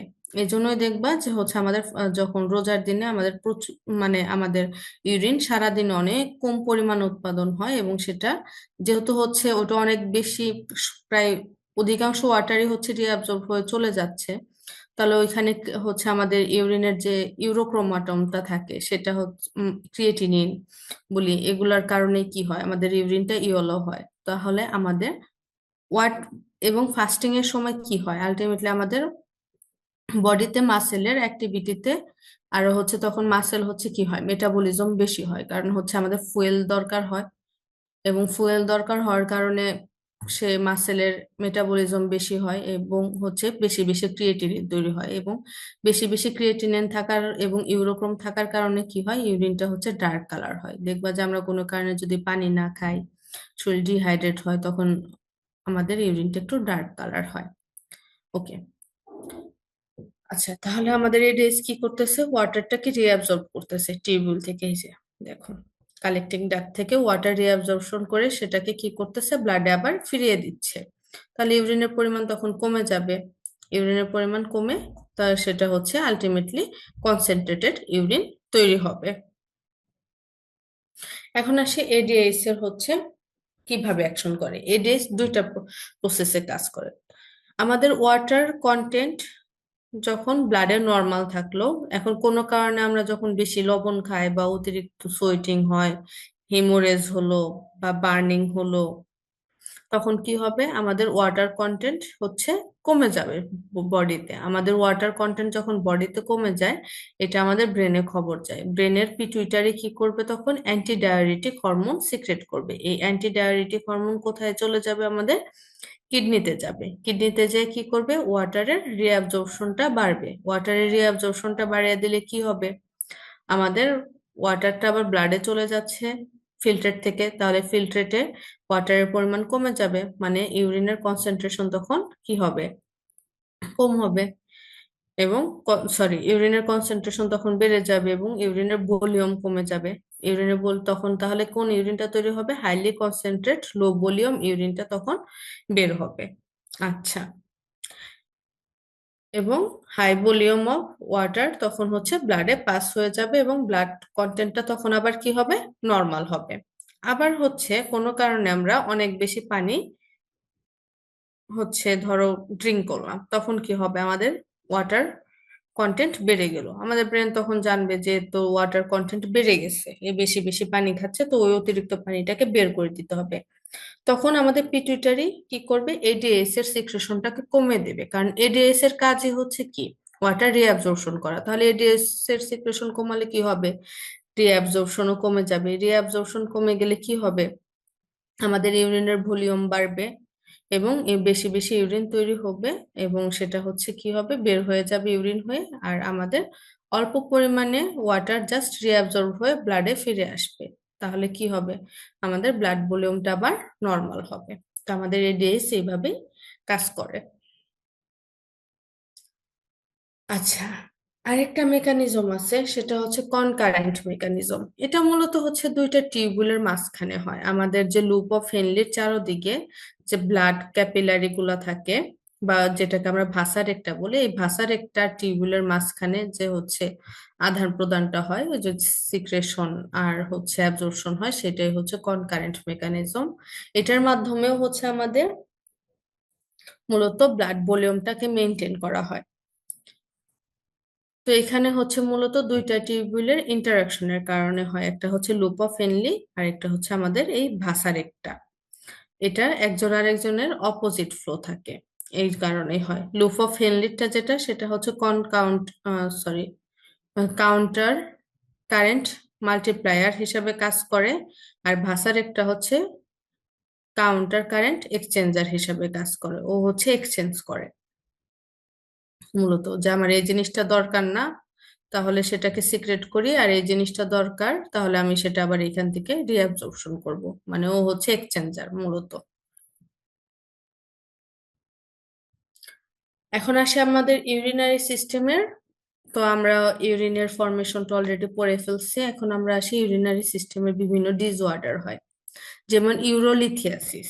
এটা কি, আমাদের হচ্ছে ইউরিনারি ট্র্যাক্টের কোথাও যদি ক্যালকুলি বা স্টোন ফরমেশন হয় সেটাকে ইউরোলিথিয়াসিস বলা হয়। কিডনি ফেলিওর কি, মানে কিডনি কাজ করতে পারতেছে না, কিডনি ফেল করছে, মানে কিডনির যা কাজ সেটা করতে পারে না। কিডনির কাজ কি, ওয়েস্ট প্রোডাক্টটাকে বের করে দেওয়া এবং আমাদের ফ্লুইডের ব্যালেন্সটাকে মেনটেন করা। কোনো কারণে যখন কিডনি এই দুইটা কাজ করতে পারবে না তখন সেটাকে বলে আমরা কিডনি ফেইলর। ইউরেথ্রাইটিস, আইটিস মানে ইনফ্লামেশন, ইউরেথ্রার ইনফ্লামেশন, তাহলে ইনফ্লামেশন অফ ইউরেথ্রাকে বলা হয় ইউরেথ্রাইটিস। হাইড্রোনেফ্রোসিস, বোঝা যাচ্ছে যে নেফ্রনে মানে কিডনিতে, হাইড্রো মানে কি পানি বেড়ে গেছে। তো কোনো কারণে যদি কিডনিতে, কিডনিতে পানি বাড়বে কিভাবে, মানে ব্লাড আসবে, ব্লাড ফ্লো এসে হচ্ছে অবস্ট্রাকশন হয়ে গেল এবং কিডনি থেকে সে বের হয়ে যেতে পারতেছে না, তখন কি হবে, কিডনিতে ব্লাড ভলিউম বেড়ে যাবে, মানে হাইড্রোনেফ্রোসিস তৈরি হবে। ব্লাডার ক্যান্সার, ব্লাডারে যদি কখনো কোনো ক্যান্সার হয় সেটাকে বলা হয় ব্লাডার ক্যান্সার। আর নেফ্রোপটোসিস, এটা হচ্ছে মানে কোনো কারণে আমাদের কিডনিটা, ধরো একজন হুট করে হচ্ছে কি হলো, যে পজিশনে থাকার কথা সে পজিশন থেকে ড্রপ হয়ে পেলভিসে চলে আসলো, সেটাকে বলা হয় আমাদের নেফ্রোপটোসিস, বা এটাকে ফ্লোটিং কিডনিও বলা হয়। ওকে, এখন হচ্ছে আমাদের ইউরিনে কিছু সাবস্টেন্সের যদি কনস্টিটিউশনটা, পরিমাণটা যদি কমে বাড়ে তখন ওইগুলাকে আমরা বিভিন্ন নাম দিই। ধরো হচ্ছে আমাদের ইউরিনে গ্লুকোজের পরিমাণ যতটুকু থাকার দরকার তার চেয়ে বেশি পাইলাম ইউরিনে, তখন আমরা কি ওই ইউরিনটাকে কি বলবো, গ্লাইকোসিউরিয়া। গ্লাইকোসিউরিয়া বলতে কি বুঝবো, এই ইউরিনের মধ্যে গ্লুকোজের পরিমাণ অস্বাভাবিক বেশি। এখন কখন আমাদের গ্লাইকোসিউরিয়া তৈরি হবে, আমরা যখন বেশি বেশি সুগারি ফুড খাবো, বা আমাদের যদি ডায়াবেটিক মেলাইটাস থাকে, ওদের ব্লাড সুগার কি থাকে, বেশি থাকে, তাহলে ওদের ক্ষেত্রে ইউরিনটাতেও কি হবে, গ্লুকোজের পরিমাণ স্বাভাবিক মানুষের চেয়ে বেশি থাকবে, সেটাকে আমরা গ্লাইকোসিউরিয়া বলি। তারপরে প্রোটিন, আমাদের ইউরিনে যদি প্রোটিনের অ্যামাউন্ট বেশি হয়ে যায় সেটাকে, সেই ইউরিনকে বলি প্রোটিন ইউরিয়া। এটা কখন তৈরি হয়, গ্লোমেরুলোনেফ্রাইটিস নামক একটা ডিজিজ আছে সেখানে হয়। প্রোটিনের পরিমাণ নর্মালি কিন্তু আমাদের কি, প্রোটিনের পরিমাণ কি, প্রোটিন কিন্তু ইউরিনে থাকার কথা না, কারণ আমাদের প্রোটিন কি হয় না, ফিল্টারেট হয় না। কিন্তু এই যে গ্লোমেরুলোনেফ্রাইটিস যখন হয় তখন হচ্ছে প্রোটিনটাও হচ্ছে ফিল্টারেট হয়ে ইউরিন দিয়ে বের হয়ে যায়। তো এই যে যখন হচ্ছে প্রোটিনের ইউরিনে প্রোটিন পাবো তখন সেটাকে কি বলবো, প্রোটিন ইউরিয়া পাবো। ইউরিনে কোনো কারণে হচ্ছে পাস সেল থাকলো, ডাব্লিউবিসি বা ব্যাকটেরিয়া থাকলো, সেটাকে পাইউরিয়া বলি। তো নর্মালি পাস সেল বা ডাব্লিউবিসি ব্যাকটেরিয়া কি হচ্ছে ইউরিনে থাকার কথা না, যখনই থাকবে সেটাকে পাইউরিয়া বলি। এটা কখন হবে, যখন ইউরিনারি ট্র্যাক্ট ইনফেকশন হবে। ইউরিনারি ট্র্যাক্ট ইনফেকশন হলে এই যে ব্যাকটেরিয়া বা ডাব্লিউবিসি, তখন কি হবে, ধরো টিউবুল গুলাতে কোনো কারণে ইনফেকশন হয়েছে, তখন ওই যে টিউবুলে ফিল্ট্রেটের সাথে এই ডাব্লিউবিসি ব্যাকটেরিয়াও বের হয়ে চলে আসবে, তখন ওই ইউরিনকে কি বলবো, পাইউরিয়া। আরবিসি যদি কোনো কারণে বের হয়ে চলে আসে ইউরিনের সাথে, তখন সেটাকে বলবো হেমাচুরিয়া। আমাদের ইউরিনারি ট্র্যাক্টে যদি কোনো কারণে ব্লিডিং হয় তখন কি হবে, হেমাচুরিয়া হবে। নর্মালি কিন্তু হেমাচুরিয়া হওয়ার কথা না, কারণ আমাদের ফিল্ট্রেশন যখন হয় তখন কিন্তু আরবিসি ফিল্ট্রেট হয়ে হচ্ছে ফিল্ট্রেট হয় না, ওটা কি হয়, ইফারেন্ট আর্টারিওল দিয়ে আবার ব্লাডে চলে যায়। কিন্তু আমাদের ইউরিনারি ট্র্যাক্টে যদি কোনো ইনফেকশন হয় তখন হেমাচুরিয়া ডেভেলপ করে। আবার হিমোগ্লোবিন যদি পাই সেটাকে বলি হিমোগ্লোবিন ইউরিয়া। এটা কখন পাই, হিমোলাইটিক অ্যানিমিয়া। হিমোলাইটিক অ্যানিমিয়া বলতে কি বোঝায়, লাইসিস মানে ভাঙা, হিম মানে আমাদের আরবিসি, কোনো কারণে আরবিসির অস্বাভাবিক ভাবে ভেঙে যাচ্ছে, তখন কি হবে, অতিরিক্ত হিমোগ্লোবিন তৈরি হবে, ওই অতিরিক্ত হিমোগ্লোবিন ইউরিনের মাধ্যমে বের হয়ে আসবে, সেটাকে বলি হিমোগ্লোবিন ইউরিয়া। তারপর বাইল পিগমেন্ট যদি থাকে ইউরিনে বেশি পরিমাণ সেটাকে বলি বিলিরুবিন ইউরিয়া। এটা কখন হয়? যখন লিভার ডিজিজ লাইক হেপাটাইটিস হয়, তখন হচ্ছে বিলিরুবিনের প্রোডাকশন বেড়ে যায়। ওই অতিরিক্ত বিলিরুবিন ইউরিয়া আমাদের ইউরিনের মাধ্যমে বের হয়ে চলে আসে। তো ওই অতিরিক্ত বিলিরুবিন যুক্ত ইউরিনকে আমরা বিলিরুবিন ইউরিয়া বলি। ওকে, এখন হচ্ছে আমরা অলরেডি ইউরিন তৈরি করছি। এখন ইউরিন তৈরি করার পর ইউরিনটাকে আমরা কি করি? বের করে দেই শরীর থেকে, সেটাকে বলা হয় মিকচুরেশন। তো আমরা এখন মিকচুরেশন প্রসেস সম্পর্কে জানবো। আচ্ছা, কি কি নিয়ে আলোচনা করব এখানে সেগুলাই বলা হয়েছে। এখন তো আমরা মিকচুরেশন প্রসেসে চলে আসি। ইউরিনটা ফর্মেশন হয় কোথায়? আমাদের এই কিডনিতে ফর্মেশন হয়। এবং এই কিডনিতে ফর্মেশন হওয়ার মাধ্যমে পরে এটা কোথায় চলে যায়? এই পেলভিসে চলে যায়। পেলভিস হতে এই যে আমাদের ইউরেটার, ইউরেটার হয়ে হচ্ছে এটা আলটিমেটলি কোথায় যায়? আমাদের ব্লাডারে চলে যায়। ব্লাডারে আসে এবং আমাদের ইউরিনটা জমা বা স্টোর থাকে কোথায়? ব্লাডারে থাকে। তারপর সেটা ইউরেথ্রা হয়ে আলটিমেটলি আমাদের বডি থেকে বের হয়ে যায়। এটা হচ্ছে আমাদের ইউরিনের পাথওয়ে। তাহলে ইউরিন ফর্মেশন কোথায় হচ্ছে? আমাদের এই যে এই জায়গাতে হচ্ছে হচ্ছে ইউরিন ফর্মেশন হয় কিডনিতে। ফর্মেশন হওয়ার পর সেটা চলে আসে কোথায়? পেলভিসে। পেলভিসের পর সেটা কোথায় আসে? ইউরেটারে। ইউরেটারের পর কোথায় আসে? এটা আমাদের ব্লাডারে। ব্লাডারে এসে সে জমাও থাকে এবং যখন আমরা মিকচুরেশন করি তখন সেটা কি হয়? এই যে ইউরেথ্রা হয়ে বডি থেকে বের হয়ে চলে যায়। এটা হচ্ছে আমাদের ইউরিনের পাথওয়ে। এখন আমরা ইউরেটারের অ্যানাটমি সম্পর্কে জানি। আমাদের ইউরেটার কোনটা? এই যে এটা হচ্ছে ইউরেটার। এটা কি করছে? আমাদের এই যে রেনাল পেলভিস আর হচ্ছে আমাদের ব্লাডারকে হচ্ছে দুজনকে অ্যাড করছে। তাহলে এই যে লম্বা যে একটা অংশ পাচ্ছি, এটা হচ্ছে আমাদের ইউরেটার। তো ওটা কি? ওটা হচ্ছে একটা মাস্কুলার টিউব, যেটা আলটিমেটলি আমাদের পেলভিস এবং ব্লাডারটাকে হচ্ছে কানেক্ট করছে। এটার মধ্যে 5টা কনস্ট্রিকশন থাকে: pelvi uretic junction, brim of Leger pelvis, crossing point of ductus deferens by uterine artery, oblique passes in the bladder wall, and opening in trigone. এই 5টা কনস্ট্রিকশন এটা তোমরা মূলত অ্যানাটমিতে পড়বা। ফিজিওলজিতে জাস্ট নামটা জানলেই হয়, অতটা করা লাগে না। এগুলো অ্যানাটমির জিনিস, আমি তাও একটু বলে মনে করে দিচ্ছি তোমাদের যাতে একটু বুঝতে সুবিধা হয়। আচ্ছা, এখন আসি ইউরেটারের লেয়ার। ইউরেটারের হচ্ছে লেয়ার কি আছে? এটার মধ্যে হচ্ছে মাস্কুলার লেয়ার থাকে আর হচ্ছে ট্রানজিশনাল এপিথেলিয়াম থাকে বাইরের দিকে। ভিতরের দিকে যে মাস্কুলার লেয়ারটা থাকে সেটার মধ্যে 3টা লেয়ার থাকে: মিউকাস মেমব্রেন, তারপরে থাকে স্মুথ মাসল লেয়ার, বাইরে থাকে টিউনিকা অ্যাডভেন্সিয়া, আর টিউনিকা অ্যাডভেন্সিয়ার উপরে থাকে এপিথেলিয়াম। এখানে কোন ধরনের এপিথেলিয়ামটা থাকে? Transitional epithelium. এখন আসি ব্লাডারে। ব্লাডারের অ্যানাটমিটা আমরা পড়ি। ব্লাডারের কাজ কি? ব্লাডার হচ্ছে ইউরিনটাকে কালেক্ট করে এবং স্টোর রেখে জমা করে। ব্লাডারের এই যে এই অংশটাকে বলা হয় হচ্ছে বডি, আর এই যে এই অংশটাকে বলা হয় নেক। তাহলে ব্লাডারের 2টা পার্ট, বডি এবং নেক। বডি কি করে? ইউরিনটাকে কালেক্ট করে রেখে দেয়। আর নেক কি করে? আলটিমেটলি এই যে দেখো, নেক থেকে ইউরেথ্রাস তৈরি হয়। তাহলে নেক হচ্ছে ইউরেথ্রার সাথে কানেকশন তৈরি করে। আর হচ্ছে আমাদের পোস্টেরিয়র ইউরেথ্রা বলে একটা জায়গা আছে। এই যে এইগুলো হচ্ছে পোস্টেরিয়র এরিয়া। এখানে কি হচ্ছে? এই যে দেখো, আমাদের এই ইউরেটার এসে এখানে ওপেন হচ্ছে, এটা এসে এইখানে ওপেনিং হচ্ছে। এটা কি? পোস্টেরিয়র ওয়াল আমাদের ব্লাডারের, সেইখানে হচ্ছে ইউরেথ্রা গুলো ওপেনিং হচ্ছে। এটা দেখো হচ্ছে, এবং এখানে এই যে দেখো, এই যে একটা ট্রাইগোনের মতো এরিয়া তৈরি হয়েছে না? এটাকে আমরা ট্রাইগোন বলি। এখন আসি ব্লাডারের লেয়ার সম্পর্কে জানি। ব্লাডারের লেয়ার হচ্ছে, প্রথমে মিউকাস লেয়ার থাকে একদম ভিতরে, তারপর থাকে মাস্কুলার লেয়ার। মাস্কুলার লেয়ার এখানে হচ্ছে 3 ধরনের মাসেল থাকে। সবচেয়ে ভিতরের দিকে থাকে ইনার সার্কুলার, মাঝখানে থাকে লংগিটিউডিনাল, এবং বাহিরের দিকে যে মাসেল লেয়ারটা থাকে সেটাও হচ্ছে সার্কুলার। তারপরে থাকে হচ্ছে অ্যাডভেন্সিয়াল লেয়ার, তারপর থাকে লাইনিং এপিথেলিয়াম। এখানেও কোন লাইনিং এপিথেলিয়াম থাকে? ট্রানজিশনাল এপিথেলিয়াম, যেটার আরেকটা নাম হচ্ছে ইউরোথেলিয়াম। আচ্ছা, এই ইউরোথেলিয়ামের একটু ফাংশন আছে। এই ইউরোথেলিয়ামটা হচ্ছে আমাদের যে ব্লাডারের এই মাসেলের যে এপিথেলিয়ামটা আছে, এই যে এপিথেলিয়াম কি থাকে একদম বাহিরের লেয়ারে থাকে, ওটাকে ইউরোথেলিয়াম বলা হয়। ও, ওর কিছু কাজ আছে। ও কি অসমোটিক ব্যারিয়ার হিসাবে কাজ করে। অসমোটিক ব্যারিয়ার মানে কি, ওর কাছ থেকে যে, যেহেতু ইউরিন এসে ওর মধ্যে আমাদের ব্লাডারে জমা থাকে, ও হচ্ছে অসমোটিক ব্যারিয়ার হিসাবে কাজ করাতেই ইউরিন থেকে কোনো আয়ন, মানে ব্লাডারে আসার পর কোনো আয়নের কোনো রিঅ্যাবজর্পশন বা সিক্রেশন, মানে আয়নের কোনো এক্সচেঞ্জ হয় না।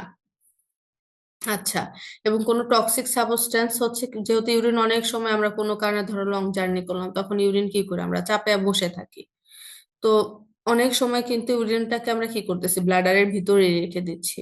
তো এই কারণে হচ্ছে ও টক্সিক সাবস্টেন্সের প্রতি রেজিস্টেন্স।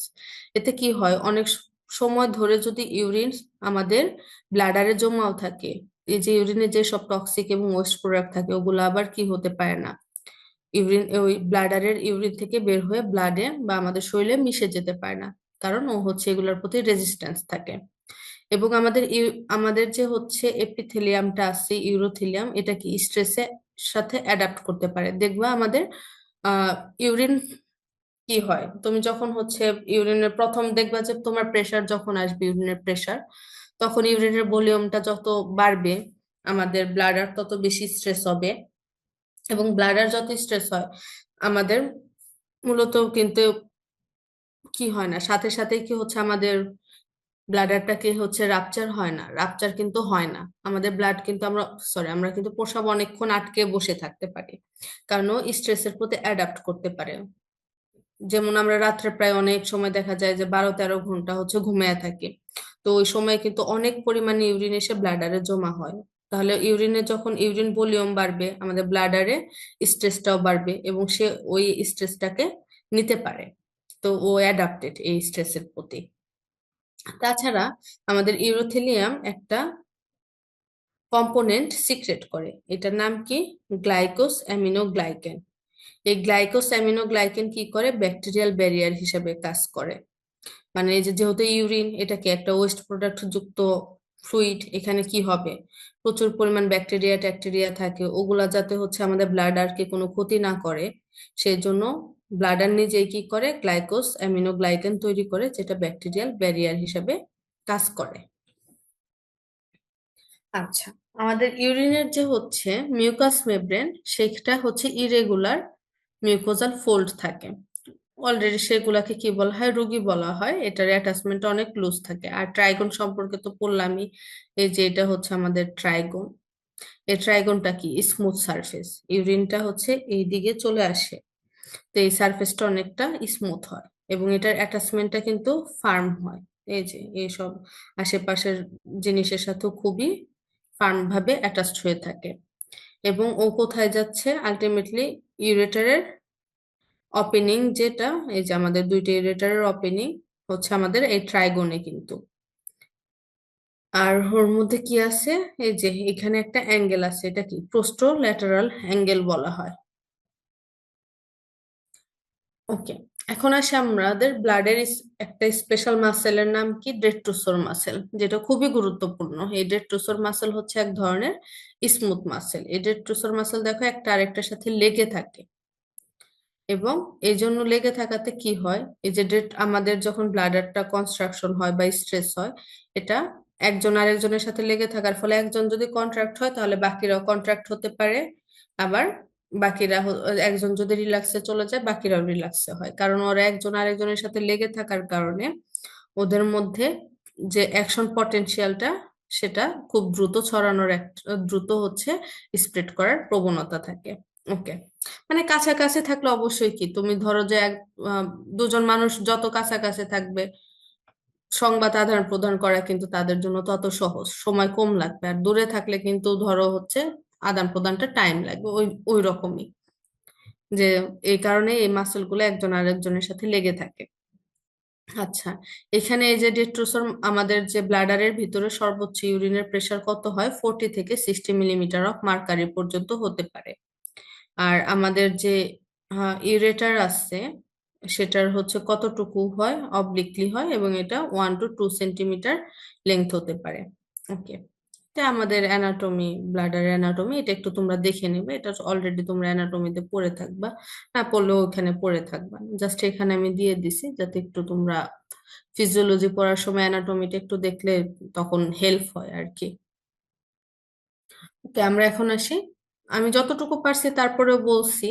এই ছবিটা তোমরা একটু দেখে নিয়ে নিতে পারো, এই যে এটা ইউরেটার, এখানে ইউরেটারটা ওপেনিং হচ্ছে, এখানে যে আরেকটা ইউরেটার সে ওপেনিং হচ্ছে এখানে। আচ্ছা, তাহলে এই দুইটা কি ইউরেথ্রাল ওপেনিং, এটা ইউরেটার। এখানে হচ্ছে আমাদের ল্যাটারাল আম্বিলিকাল লিগামেন্ট, যেটা হচ্ছে আমাদের ব্লাডারটাকে ধরে রাখে, এই যে এটা, আর এই যে এটা। ওকে, আর এই যে এখানে দেখো ফোল্ড থাকে, আমাদের মিউকাস মেমব্রেনের ফোল্ড, সেটাকে কি বলা হয়, রুগী বলা হয়। আর এই যে এটা আমাদের হচ্ছে ইন্টারনাল ইউরেথ্রাল স্ফিংটার, সেটা কোথায় থাকে, এইখানে থাকে।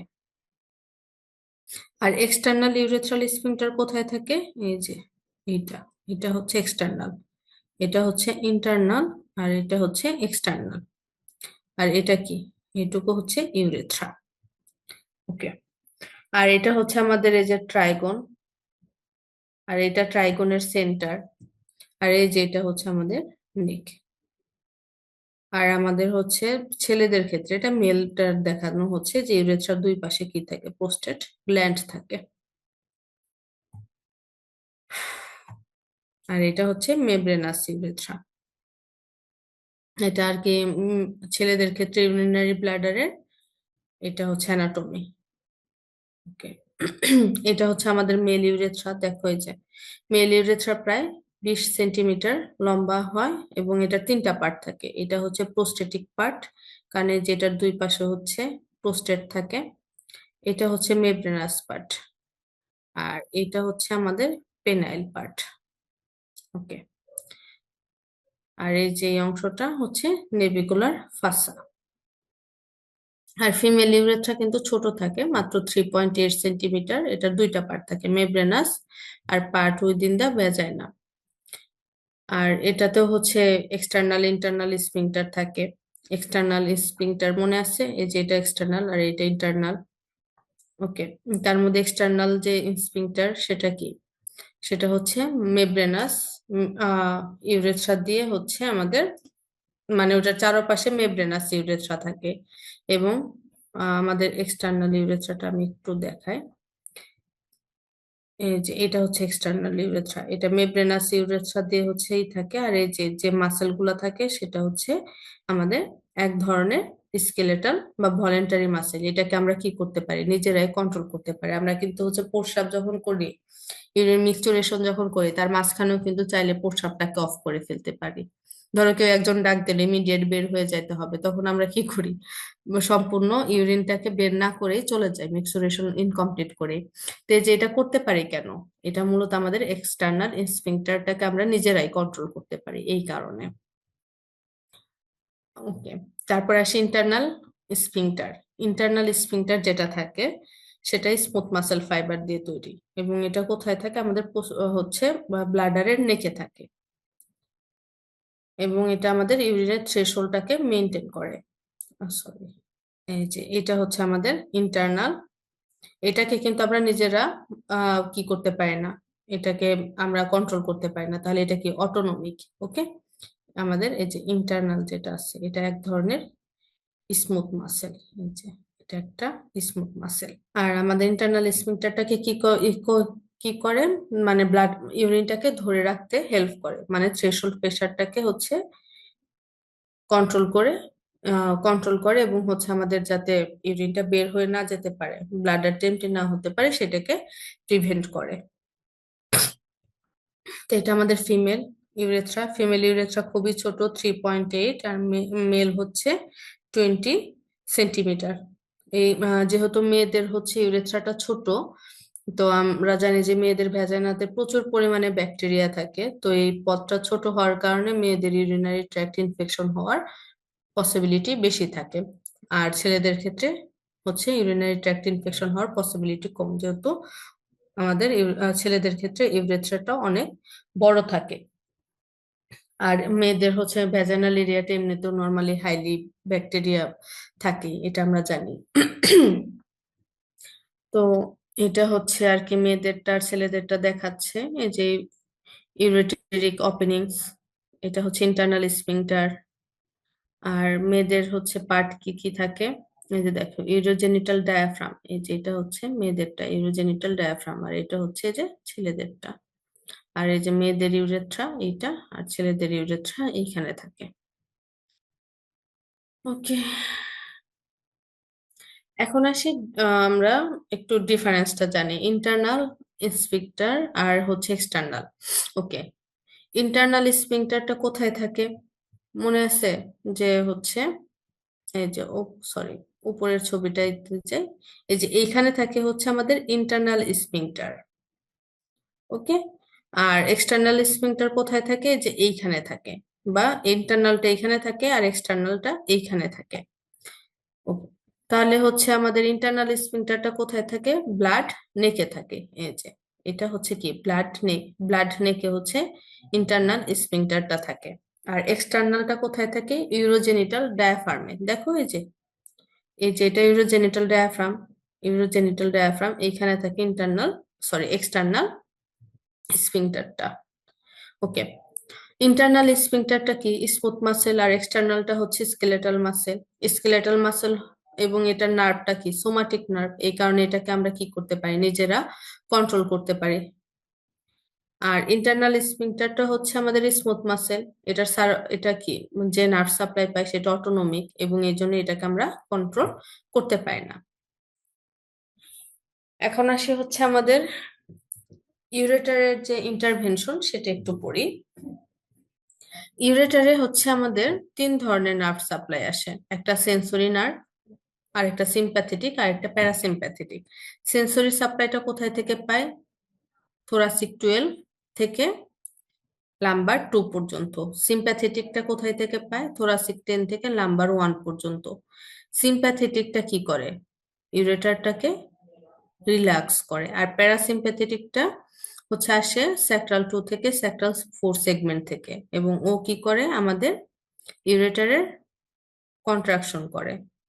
পেরিস্টালটিক কন্ট্রাকশন মানে একটা রেগুলার কন্ট্রাকশনের মাধ্যমে ইউরেটারটাকে মানে ইউরিনটাকে আমাদের ব্লাডার সরি কিডনি হতে ব্লাডারে নিয়ে আসে। Okay, এখন আসে আমরা ব্লাডারেরটা সম্পর্কে জানবো।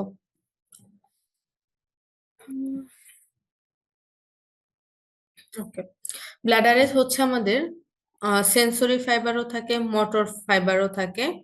আচ্ছা, ব্লাডারের হচ্ছে মেনলি তিনটা নার্ভ থাকে, পেলভিক নার্ভ, হাইপোগ্যাস্ট্রিক নার্ভ আর পিউডেন্টাল নার্ভ। তার মধ্যে যেটা পেলভিক নার্ভ, এটা জানি একটু। আচ্ছা, এই যে এটা হচ্ছে আমাদের পেলভিক নার্ভ, আর এটা হচ্ছে আমাদের সরি এটা হচ্ছে আমাদের পিউডেন্টাল নার্ভ। একটু ভুল বলছি, এটা হচ্ছে আমাদের পিউডেন্টাল নার্ভ, যেটা স্যাক্রাল 2 থেকে স্যাক্রাল 4 থেকে আসে। আর এই স্যাক্রাল 2 থেকে স্যাক্রাল 4 এর এই অংশটাকে আমরা বলি হচ্ছে আমাদের মিকচুরেশন সেন্টার। এই যে এইখান থেকে হচ্ছে আমাদের ব্লাডারের পিউডেন্টাল নার্ভটা আসে, এসে কোথায় যায়? আমাদের হচ্ছে ব্লাডারের এই পেলভিক ফ্লোরে বা এক্সটার্নাল স্ফিংটারে যায়।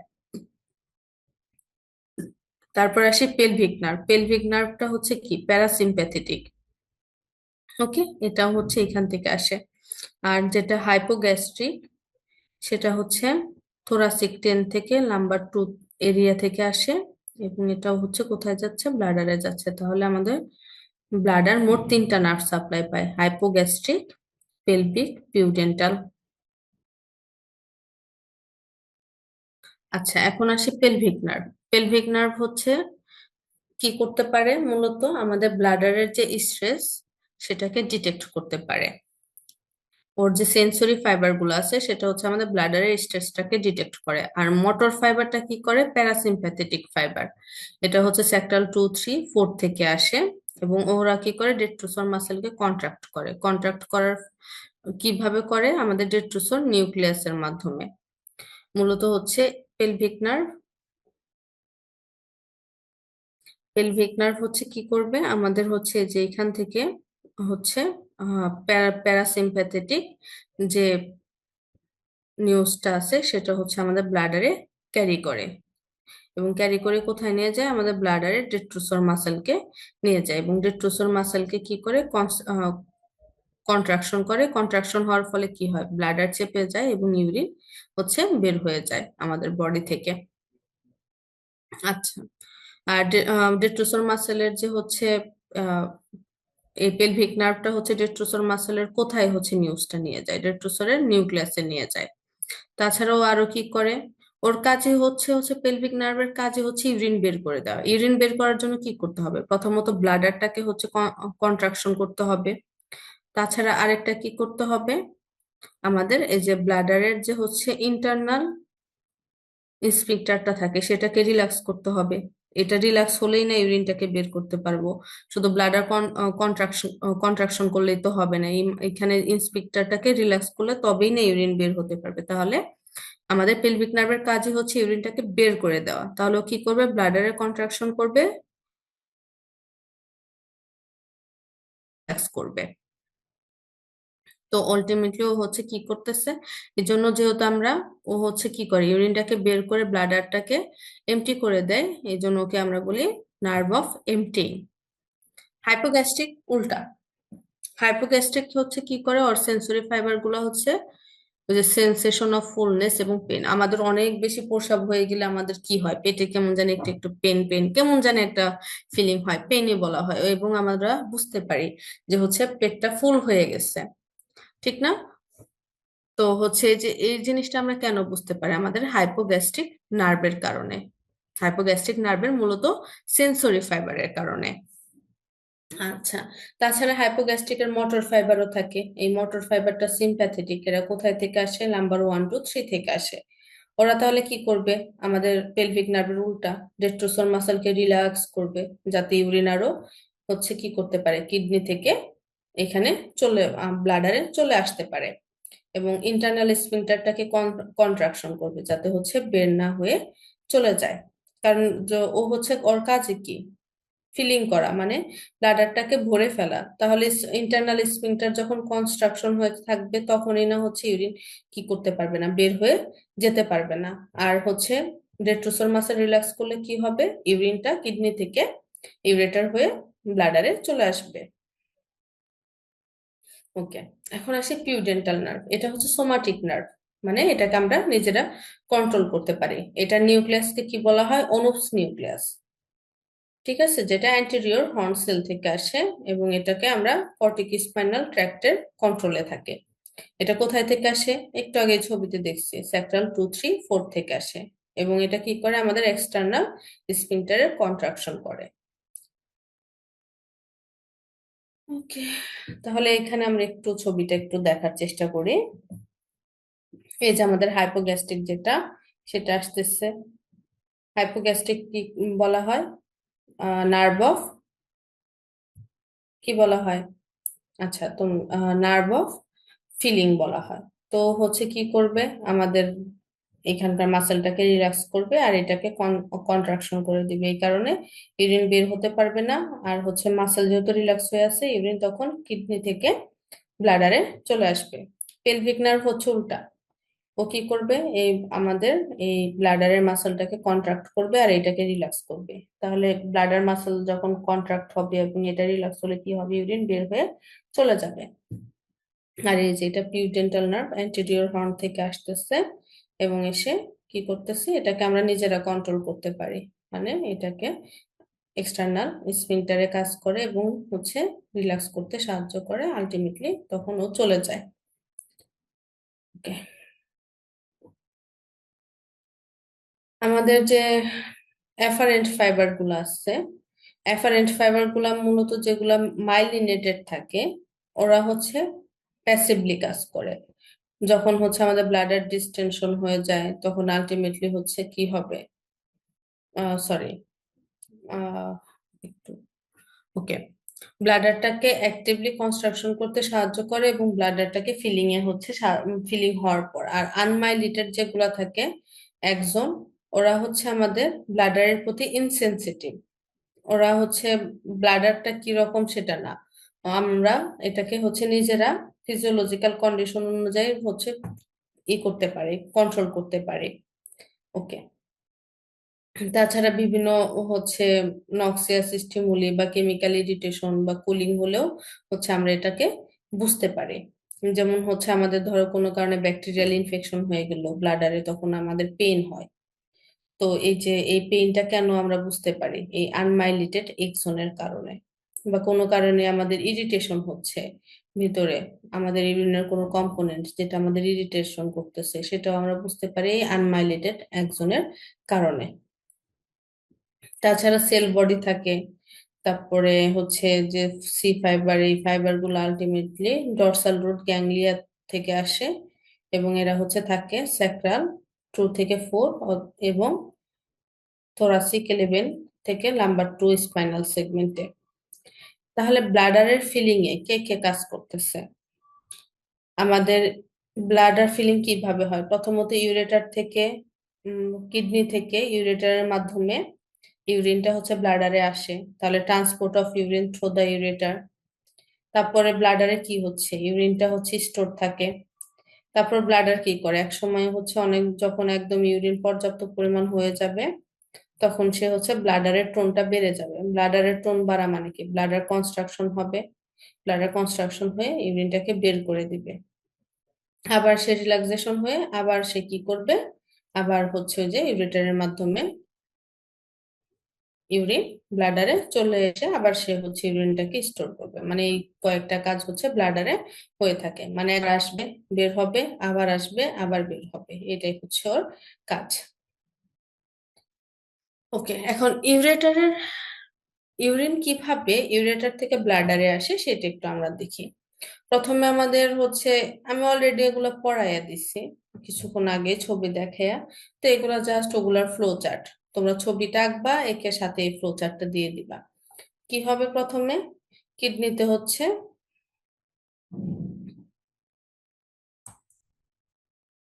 আচ্ছা, এটা হচ্ছে আমাদের কিডনি। কিডনি থেকে হচ্ছে যে আমাদের যে কালেকটিক ডাক্ট থাকে, ওইখান থেকে ইউরিনটা এসে আমাদের হচ্ছে কি করবে, রেনাল ক্যালিসে ইউরিনটা প্রবেশ করবে। এই রেনাল ক্যালিস যখন স্ট্রেস হয়ে যাবে, তখন এই যে এখানে থাকে আমাদের পেসমেকার, এই পেসমেকারের অ্যাক্টিভিটি বেড়ে যাবে।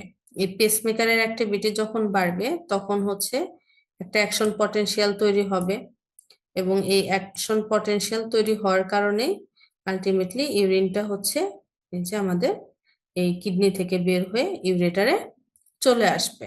ঠিক আছে, এটাই জাস্ট এখানে বলছে যে ইউরেটারে কিভাবে হয়। এই যে যখন ইউরিন প্রোডাকশন হয়, তখন রেনাল ক্যালকুলাস ইউরিন গুলা চলে আসে, রেনাল ক্যালিসিস গুলা হচ্ছে কি হবে, স্ট্রেস হয়ে যাবে, যেহেতু হচ্ছে ইউরিন চলে আসছে, ভলিউম বেড়ে গেছে। তখন ওদের যে ইনহেরেন্ট পেসমেকার অ্যাক্টিভিটি আছে আমাদের রেনাল ক্যালিসিস এর নিজেদেরই পেসমেকার থাকে, ওই পেসমেকারের অ্যাক্টিভিটি বেড়ে গেলে কি হবে, সে বুঝবে আমার মধ্যে ইউরিন আসছে, এটাকে বের করে দিতে হবে। সে তখন কি করবে, এই যে ইউরিনের এই ক্যালিস গুলা কন্ট্রাকশন করবে, কন্ট্রাকশন হওয়ার ফলে ইউরিনটা কি করবে, আলটিমেটলি ইউরিনটা এই দিক হয়ে বের হয়ে চলে আসবে, চলে এসে কোথায় আসবে, আলটিমেটলি আমাদের ব্লাডারে চলে আসবে। ওকে।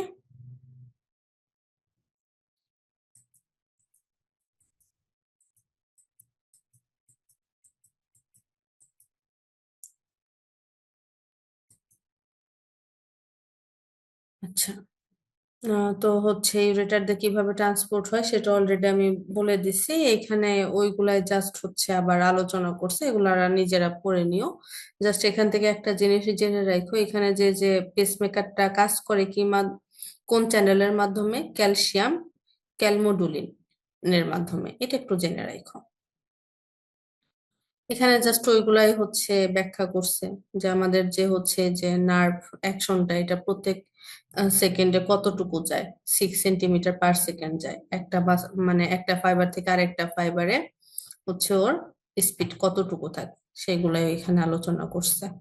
আচ্ছা, তাহলে এই যে আমাদের যে ইউরেটারে যে কিডনি থেকে ইউরিনটা আসতেছে, সেটা পেসমেকারের অ্যাক্টিভিটিটার কারণে। আর এই পেসমেকার কি করে, হাইড্রোস্ট্যাটিক প্রেসারটাকে হচ্ছে মনিটর করতে পারে। ইউরিন মানে কি, এক ধরনের ওয়াটারই, ওয়াটার মানে কি, যেহেতু ওয়াটার মানে কি হাইড্রোস্ট্যাটিক প্রেসার থাকবে, তাহলে ও হচ্ছে কি করে, মূলত হাইড্রোস্ট্যাটিক প্রেসারটাকে মনিটর করার মাধ্যমে কাজ করে।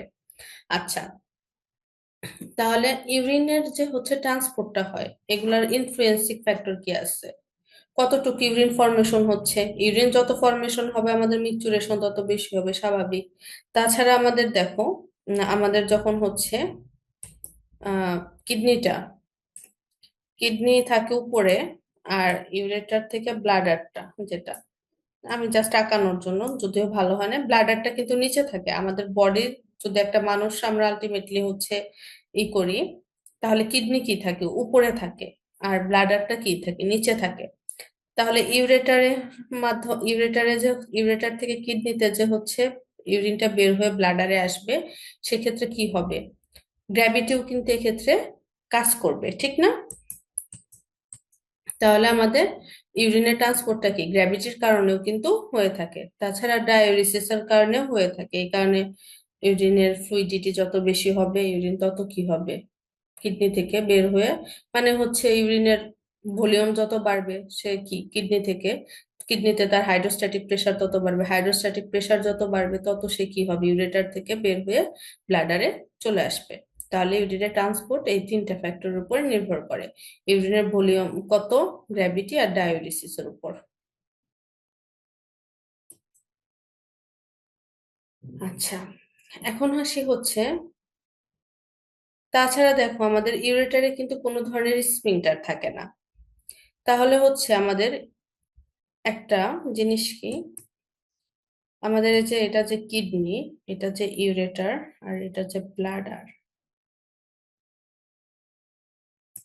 আমাদের ইউরেটারে কিন্তু কোনো ধরনের কি থাকে না, স্ফিংক্টার থাকে না। তাহলে হচ্ছে অনেক সময় এটাও তো হতে পারে, এই ইউরিনটা হচ্ছে ব্যাকফ্লো হয়ে আবার কিডনিতে যেতে পারে, কিন্তু কেন যায় না, কারণ কিছু ফ্যাক্টর থাকে।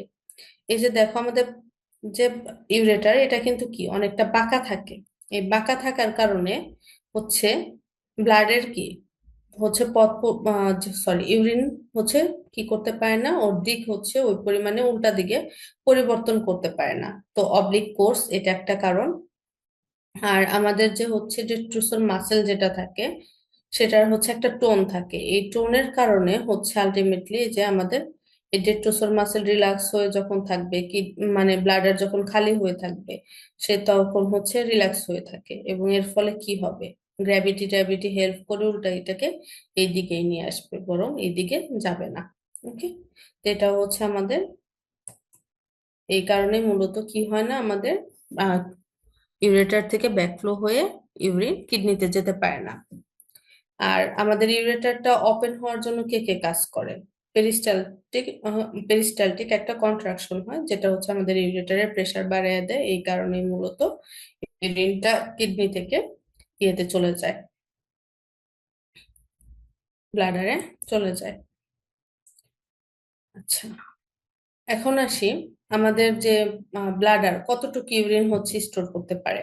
যখন আমাদের অ্যাড বাড়তে, আমাদের ব্লাডারের ইউরিন স্টোর করার ক্যাপাসিটি 20 থেকে 50 ml। আমাদের বয়স যখন 1 ইয়ার হয়ে যাবে তখন হচ্ছে 200 ml, আর অ্যাডাল্ট মানুষ আমাদের ক্ষেত্রে সেটা হচ্ছে 600 ml পর্যন্ত হচ্ছে আমাদের ইউরিন স্টোরেজ করার ক্যাপাসিটি। কিন্তু অ্যানাটমিক্যাল ক্যাপাসিটি 1 লিটার বা তার বেশি হয়। অ্যানাটমিক্যাল ক্যাপাসিটি বলতে কি বোঝায়, এটা হচ্ছে ফিজিওলজিক্যাল। অ্যানাটমিক্যাল ওই যে যেটা আমরা অনেক সময় প্রস্রাব আটকে বসে থাকি, বা অনেক সময় একটু প্রস্রাব আসলেই অযথা আমরা হচ্ছে যে প্রস্রাব করে আসি, তো এটা হচ্ছে অ্যানাটমিক্যাল। আমরা যখন প্রস্রাব আটকে বসে থাকি, মানে প্রস্রাব করি না, বাইরে গেছি বা কোথাও গেছি বা বাসাতেই, এই যে যেমন শীতের দিনে আমাদের আলসেমি একটা কাজ করে, বা সারা রাত যে আমরা হচ্ছে ঘুমিয়ে থাকি, প্রায় ধরো কেউ লম্বা টাইম একটা ঘুমাইলো 12-13 ঘন্টা, তার ক্ষেত্রে কি হলো, ইউরিন কিন্তু সারাক্ষণ প্রডিউস হয়ে গেল, এবং সেক্ষেত্রে সে কি করছে, জোর করে ইউরিনটাকে ধরে রাখছে, এটাকে বলা হয় অ্যানাটমিক্যাল ক্যাপাসিটি। তো সর্বোচ্চ 1 লিটার পর্যন্তই করতে পারে, তার উপরে গেলে তখন কি হবে, ব্লাডার মাসেল আর তখন নিতে পারবে না, অতিরিক্ত স্ট্রেস হয়ে মাসেলটা রাপচার হয়ে যাবে।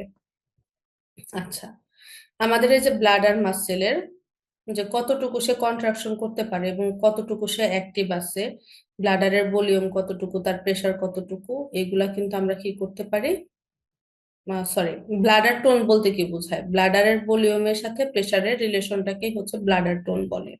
আর এই ব্লাডার টোনটাকে আমরা হচ্ছে কি করতে পারি, পরিমাপ করতে পারি কোন প্রসিডিওরের মাধ্যমে? সিস্টোমেট্রি। আর এই সিস্টোমেট্রিটা আমরা কি করে আলটিমেটলি, প্রসিডিওরটা মূলত হচ্ছে আমরা একটা গ্রাফিক্যাল প্রেজেন্টেশন করি, যার এক্স অ্যাক্সিস বরাবর থাকে ভলিউম আর ওয়াই অ্যাক্সিস বরাবর থাকে প্রেসার। জাস্ট এটা জানলেই হয়, এটা আমাদের জাস্ট জানার জন্য যে হচ্ছে আমরা ব্লাডার টোন পরিমাপ করি কোন প্রসিডিওরের মাধ্যমে? সিস্টোমেট্রি। আর এটাকে গ্রাফিক্যাল রিপ্রেজেন্টেশন করি সিস্টোগ্রামের মাধ্যমে। কোন অ্যাক্সিসে কোনটা থাকবে এটা জাস্ট বলবা। আচ্ছা, এখন আসি হচ্ছে আমাদের মিক্সচুরেশনের মেকানিজম। ওকে, মিক্সচুরেশন কি? মূলত ইউরিনারি ব্লাডার যে প্রসেসের মাধ্যমে এমটি হয়, মানে ব্লাডার কি করবে? ইউরিনটাকে বের করে দিবে, ইউরেথ্রা হয়ে বের করে দিবে, এবং তখন ব্লাডার খালি হয়ে যাবে। আবার কি হবে? কিডনি থেকে ইউরেটারের মাধ্যমে ইউরিন চলে আসবে ব্লাডারে। তো এই ফুল প্রসেসটাকে বলা হয় মিক্সচুরেশন। মিক্সচুরেশনটা হচ্ছে কেন হয়? মূলত মিক্সচুরেশন রিফ্লেক্সের কারণে হয়। ওকে, এখন আসি হচ্ছে আমাদের মিক্সচুরেশন রিফ্লেক্স জানার আগে আমরা মিক্সচুরেশন রিফ্লেক্সের রিসেপ্টর কোথায়, অ্যাফারেন্ট ইফারেন্ট যে নার্ভ সাপ্লাই, এগুলো সম্পর্কে জানি। মিক্সচুরেশন রিফ্লেক্স মূলত একটা নার্ভের অ্যাক্টিভিটি। তো এটা রিসেপ্টর কোথায় থাকে? সেন্সরি যে স্ট্রেস রিসেপ্টর, এগুলা হচ্ছে আমাদের পোস্টেরিয়র। রিসেপ্টর গুলা কোথায় থাকে? আমাদের হচ্ছে মূলত মাসেলের সেন্সরি স্ট্রেস গুলাতে থাকে, স্ট্রেস রিসেপ্টরে থাকে। আর পোস্টেরিয়র ইউরেথ্রাতে রিসেপ্টর গুলা থাকে। আর এফারেন্ট নার্ভটা কোনটা? পেলভিক, মানে যেটা হচ্ছে কি করে, আমাদের যে মিকচুরেশন সেন্টার যেটা স্যাক্রাল 2, 3, 4 থাকে, সেইখান থেকে অ্যাকশন পটেনশিয়ালটাকে ক্যারি করে ব্লাডারে নিয়ে আসে। মানে সেন্টার থেকে ব্লাডারের যে নিয়ে আসে সেটাকে বলা হয় এফারেন্ট, সেটাকে পেলভিক নার্ভ। এটা কি? Sensory fibre. আর ইফারেন্ট কোনটা? যেটা হচ্ছে ব্লাডার হতে অ্যাকশন পটেনশিয়াল বা কোনো নিউজ হচ্ছে আমাদের নার্ভে, সরি, সেন্টারে নিয়ে যায়, মানে ওই যে স্যাক্রাল 2, 3 নিউরনে নিয়ে যায়, সেটাকে বলা হয় ইফারেন্ট বা প্যারাসিম্প্যাথেটিক নার্ভ। আর আমাদের মিকচুরেশন সেন্টার কোথায় থাকে? স্যাক্রাম মিডিয়াতে থাকে, 2, 3, 4-এ থাকে। আচ্ছা, এখন হচ্ছে আমাদের এটা একটু আমরা দেখি।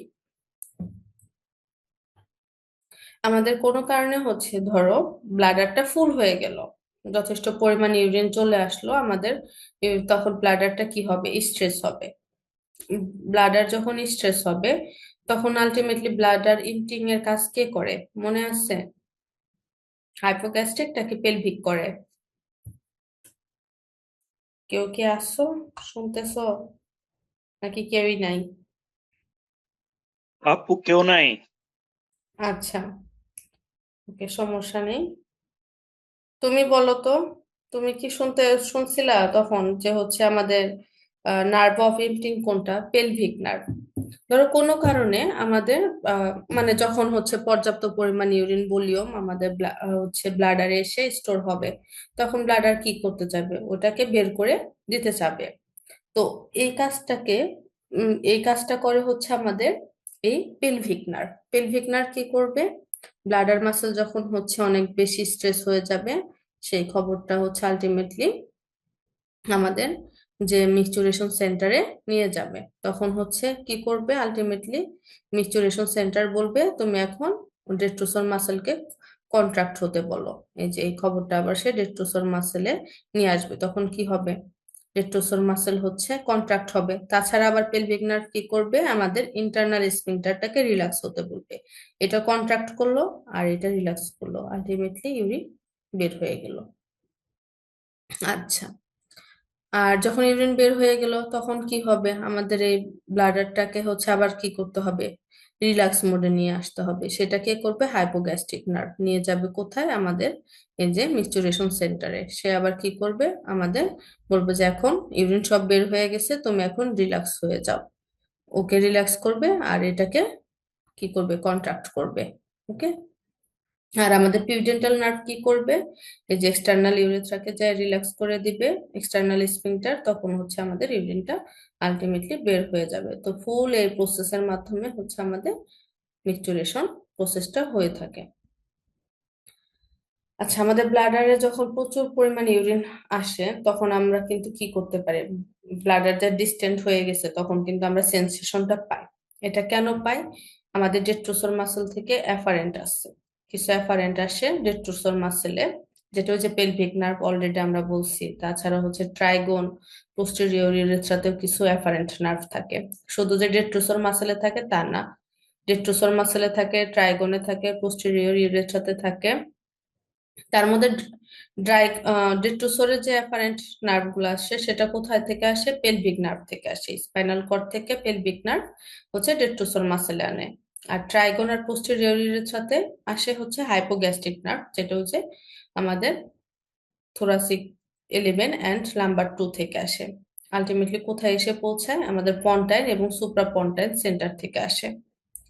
আচ্ছা, তারপর ব্লাডার অনেক সময় আমাদের পেন হয়, অনেক বেশি হচ্ছে যখন হয় যে এটা সকালে অনেক সময় আমরা বুঝতে পারি একদম হয়ে পেন হচ্ছে, মানে তখন তাড়াতাড়ি আমরা বাথরুমে ছুটে যাই। তো তাছাড়া আরো কি হতে পারে, ধরো কোনো কারণে হচ্ছে আমাদের ব্লাডার স্টোন হলো, ইনফ্লামেশন বা ইনফেকশন হলো, বা ব্লাডার অ্যাবনর্মালি ডিস্টেন্ডেড হয়ে গেছে বা স্পাজম করতেছে, তখন পেন হয়। এই পেন সেন্সেশনটা আমরা হচ্ছে পাই কার মাধ্যমে, স্পাইনোথ্যালমিক ট্র্যাক্টের মাধ্যমে। স্পাইনোথ্যালমিক ট্র্যাক্টটা কি করে, ইউরিথ্রালটাকে হচ্ছে সেন্সেশনটাকে আলটিমেটলি কোথায় নিয়ে যায়, স্পাইনাল কর্ডে নিয়ে যায়। কার মাধ্যমে, পিউডেন্টাল নার্ভের মাধ্যমে।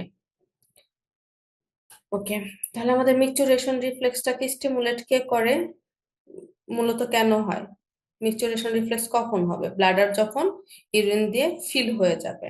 তাহলে filling of bladder by urine যখন ফিল হয়ে যায় তখন আমাদের কি করবে, যে ব্লাডারের মাসেলটাকে, ব্লাডার মাসেল কন্ট্রাক্ট করবে, আর হচ্ছে আমাদের ইন্টারনাল স্ফিংক্টার হচ্ছে রিল্যাক্স করবে, তখন হচ্ছে ব্লাডারটা এমটিং হয়ে যাবে।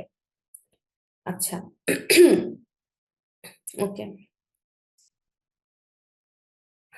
এখন আসে, এটা জাস্ট হচ্ছে আমরা যখন ফ্লো চার্ট দিয়ে করব, তো ব্লাডার প্রথমে ফিল হয়ে গেল, তখন ওই যে রিফ্লেক্সের কারণে তখন ব্লাডারের কি করবে, ব্লাডারের যে আমাদের পেলভিক নার্ভ আছে সে হচ্ছে খবরটা কোথায় নিয়ে যাবে, আমাদের মিকচুরেশন সেন্টার। মিকচুরেশন সেন্টার কি করবে, তখন ডেট্রোসোল মাসলকে কন্ট্রাক্ট করতে বলবে, তখন হচ্ছে আমাদের ব্লাডারের মধ্যে কি হবে, প্রেসারটা বেড়ে যাবে।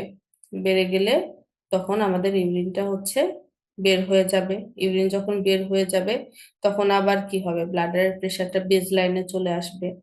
আবার তখন হচ্ছে ব্লাডারটা রিল্যাক্স মুডে হয়ে যাবে। হাইপোগ্যাস্ট্রিক নার্ভ তখন কি করবে, তখন হচ্ছে জানাবে যে ব্লাডার খালি হয়ে গেছে, এখন ব্লাডারটাকে রিল্যাক্স করি, তখন আবার রিল্যাক্স হওয়ার কারণে কি হবে, আমাদের ইউরিনটা কিডনি থেকে ইউরেটারের মাধ্যমে আবার ব্লাডারে চলে আসবে। তো এইভাবে সাইকেলটা চলতে থাকে। এখন কখন এই সাইকেলটা অফ হতে পারে, কোনো কারণে আমরা প্রচুর ক্লান্ত হয়ে গেলাম, তখন এই সাইকেল অফ হয়ে যেতে পারে।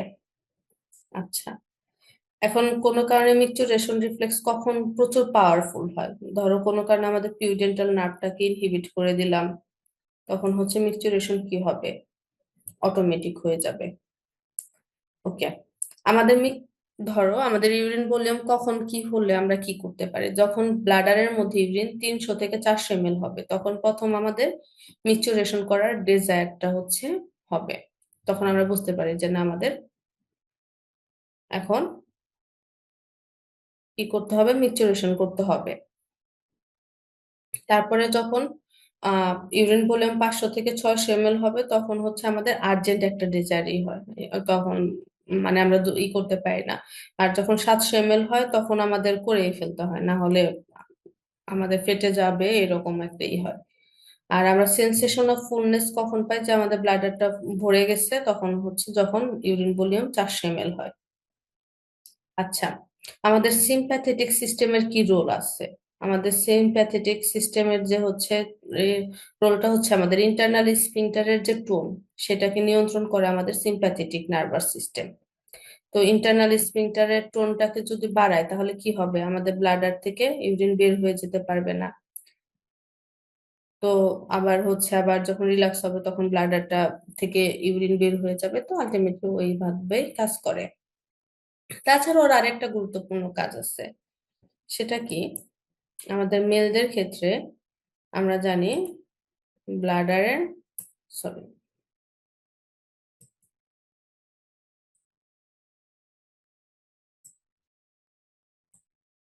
ব্লাডার, আমাদের ইউরেথ্রাতে মেলদের ক্ষেত্রে হচ্ছে কি হয়, আমাদের এই ইউরেথ্রা দিয়ে যেমন ইউরিনটাও বের হয়, ঠিক সেম ভাবে ইউরেথ্রা দিয়ে সিমেনও বের হয়। তো এই সিমেন্টটা যাতে ব্যাকফ্লো হয়ে ব্লাডারে না যেতে পারে, সেটার কাজও কে করে, আমাদের ইন্টারনাল স্ফিংক্টার করে। ইজাকুলেশনের সময় মেলরা যখন ইজাকুলেট করে তখন হচ্ছে ইন্টারনাল স্ফিংক্টারটা হচ্ছে চেপে যায়, রাস্তাটা বন্ধ করে দেয়। এর ফলে সিমেন এই যে আমাদের ব্লাডারে আসতে পারে না। এটা কিন্তু ওর একটা গুরুত্বপূর্ণ কাজ। এবং এটা হচ্ছে ব্লাডার কিভাবে কাজ করে, আমাদের ইন্টারনাল স্ফিংক্টারটা সিম্প্যাথেটিক নার্ভ সাপ্লাইয়ের মাধ্যমে কাজ করে থাকে।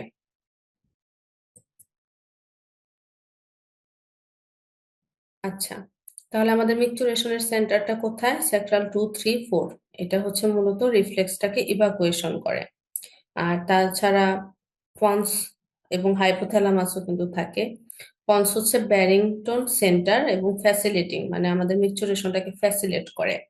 আর হাইপোথ্যালামাসে থাকে অ্যান্টেরিয়র নিউক্লিয়াস, যেটা আমাদের মিকচুরেশনটাকে ফ্যাসিলিটেট করে।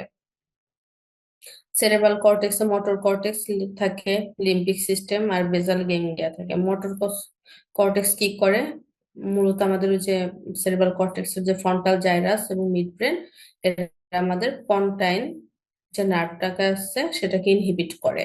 আর লিম্বিক সিস্টেম কি করে, মিকচুরেশনটাকে এক্সাইট করে, মিকচুরেশন সেন্টারটাকে এক্সাইট করে, মানে ওই যে স্যাক্রাল 2, 3, 4 কে এক্সাইট করে। আর বেসাল গ্যাংলিয়া কি করে, আমাদের মিকচুরেশন রিফ্লেক্সটাকে ইনহিবিট মানে বন্ধ করে দেয়। আচ্ছা, তাহলে হচ্ছে আমাদের হচ্ছে যে কন্ট্রোলটা আছে সেন্ট্রালে যে জায়গাগুলো থাকে, এরা মূলত ইনহিবিটরি, দেখ ইনহিবিট করতেছে বেশিরভাগই ইনহিবিটরি, তো এরা মূলত কাজটা ইনহিবিট স্টেটে নিয়ে আসা। তাছাড়া এরা হচ্ছে টনিক কন্ট্রাকশনেও হেল্প করে, আমাদের যে এক্সটার্নাল স্ফিংক্টারটা থাকে। তাছাড়া হচ্ছে আমাদের মিকচুরেশন সেন্টারকেও হচ্ছে কি করতে সাহায্য করে, মিকচুরেশন সেন্টারটা যাতে মিকচুরেশন রিফ্লেক্সটা ইনিশিয়েট করতে পারে সেটার কাজেও আমাদের সেন্ট্রালি যে ব্রেন অংশটা থাকে সে কাজ করে। আচ্ছা, আমরা অনেক সময় কিন্তু ইউরিনটাকে ভলেন্টারি কন্ট্রোল করতে পারি। ধরো হচ্ছে আহ আমরা কি করি মাঝে মধ্যে, কি পেটের মধ্যে ওই যে অ্যাবডোমিনাল মাসেল দিয়ে প্রেসার তৈরি করি, প্রেসার তৈরি করে ব্লাডারের উপরে প্রেসার দেই। তখন কি হয়, আমাদের যে হচ্ছে ইউরিনটা কি হয়, পোস্টেরিয়র ইউরেথ্রাতে ঢুকে মিকচুরেশন রিফ্লেক্সটা ফ্যাসিলিটেট হয়। এবং এই কাজটা কেন কিভাবে হয়, মূলত ওই যে স্যাক্রালের মিকচুরেশন সেন্টারে চলে যায়। আমরা যখন ওই যে অ্যাবডোমিনাল প্রেসারটা দিই তখন ব্লাডারে প্রেসার পড়ে। এই ব্লাডার প্রেসারটা হচ্ছে আমাদের মিকচুরেশন রিফ্লেক্সটাকে স্টিমুলেট করে কার কাছে নিয়ে যায়, মিকচুরেশন সেন্টার নিয়ে যায়, এবং তখন আমাদের মিকচুরেশন হয়। আচ্ছা,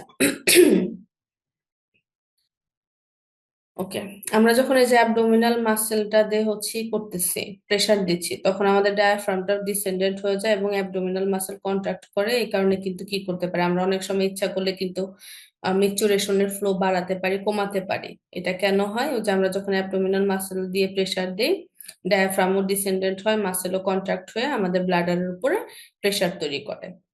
আচ্ছা, এখন মিকচুরেশন কখন শেষ হয়, মানে আমাদের কিন্তু একদমই এমন না যে সব ইউরিন একসাথে বের হয়ে যায়, তা না। একটা মুহূর্তে যায়, শেষ হয়ে যায়। এটা কেন হয়, ফিমেলদের ক্ষেত্রে গ্র্যাভিটিটা মূলত কাজ করে। যখন ইউরিন ভলিউম কমে যায় তখন আর গ্র্যাভিটি নিচের দিকে টানতে পারে না ইউরিনকে, মানে তখন মিকচুরেশন স্টপ। আর মেলদের ক্ষেত্রে হচ্ছে ভালভো ক্যাভার্নাস মাসেলের কন্ট্রাকশন হয়, তখন হচ্ছে যে এক্সটার্নাল যে স্ফিংক্টার সেটা হচ্ছে কন্ট্রাক্ট করে, রাস্তাটা অফ হয়ে যায়, এই কারণে হচ্ছে ইউরিন আর বের হতে পারে না। বেবিদের ক্ষেত্রে ব্লাডার কন্ট্রোল কিভাবে হয়, আমাদের মিকচুরেশনটা শুরু হয় কখন? যখন হচ্ছে 5 মান্থ অফ ইন্টারইউটেরাইন লাইফ, মানে আমরা মায়ের পেটে যখন 5 মাস ছিলাম, আমাদের 5 মাসের ইন্টারইউটেরাইন লাইফ থেকে আমাদের এই মিকচুরেশন মানে ইউরিনেশন করার প্রসেসটা তৈরি হয়। কিন্তু তখন আমরা নিজেদের উপর কন্ট্রোল করতে পারি না। এটা হচ্ছে তখন কোথায় থাকে? স্পাইনাল কর্ড লেভেলেই থাকে, এবং তখন ইনহিবিটরি কোনো কন্ট্রোল থাকে না এবং কনসিয়াস কন্ট্রোল থাকে না। এই কারণে দেখো বাচ্চারা কি করতে পারে না, প্রস্রাবটাকে কিন্তু কন্ট্রোল করতে পারে না। ওরা যখন তখন যেখানে সেখানে প্রস্রাব করে দেয় ছোট বাচ্চারা, কারণ ওদের কোনো মিক্সচুরেশন রিফ্লেক্স শুরু হলে সেটাকে ইনহিবিট করার কোনো পাওয়ার ওদের নাই, এবং ওরা কনসিয়াসলি এটাকে কন্ট্রোল করতে পারে না। ওকে, থ্যাংক ইউ। আজকে এই পর্যন্তই তাহলে। কারো কোনো কোশ্চেন থাকলে জিজ্ঞেস করতে পারো, আর আমি পিডিএফটা হচ্ছে পাঠিয়ে দিব ইনশাল্লাহ। তো আজকে এই পর্যন্তই। ওকে, থ্যাংক ইউ আপু, আমি ক্লাসটা শেষ করতেছি তাহলে। আচ্ছা ঠিক আছে, থ্যাংক ইউ।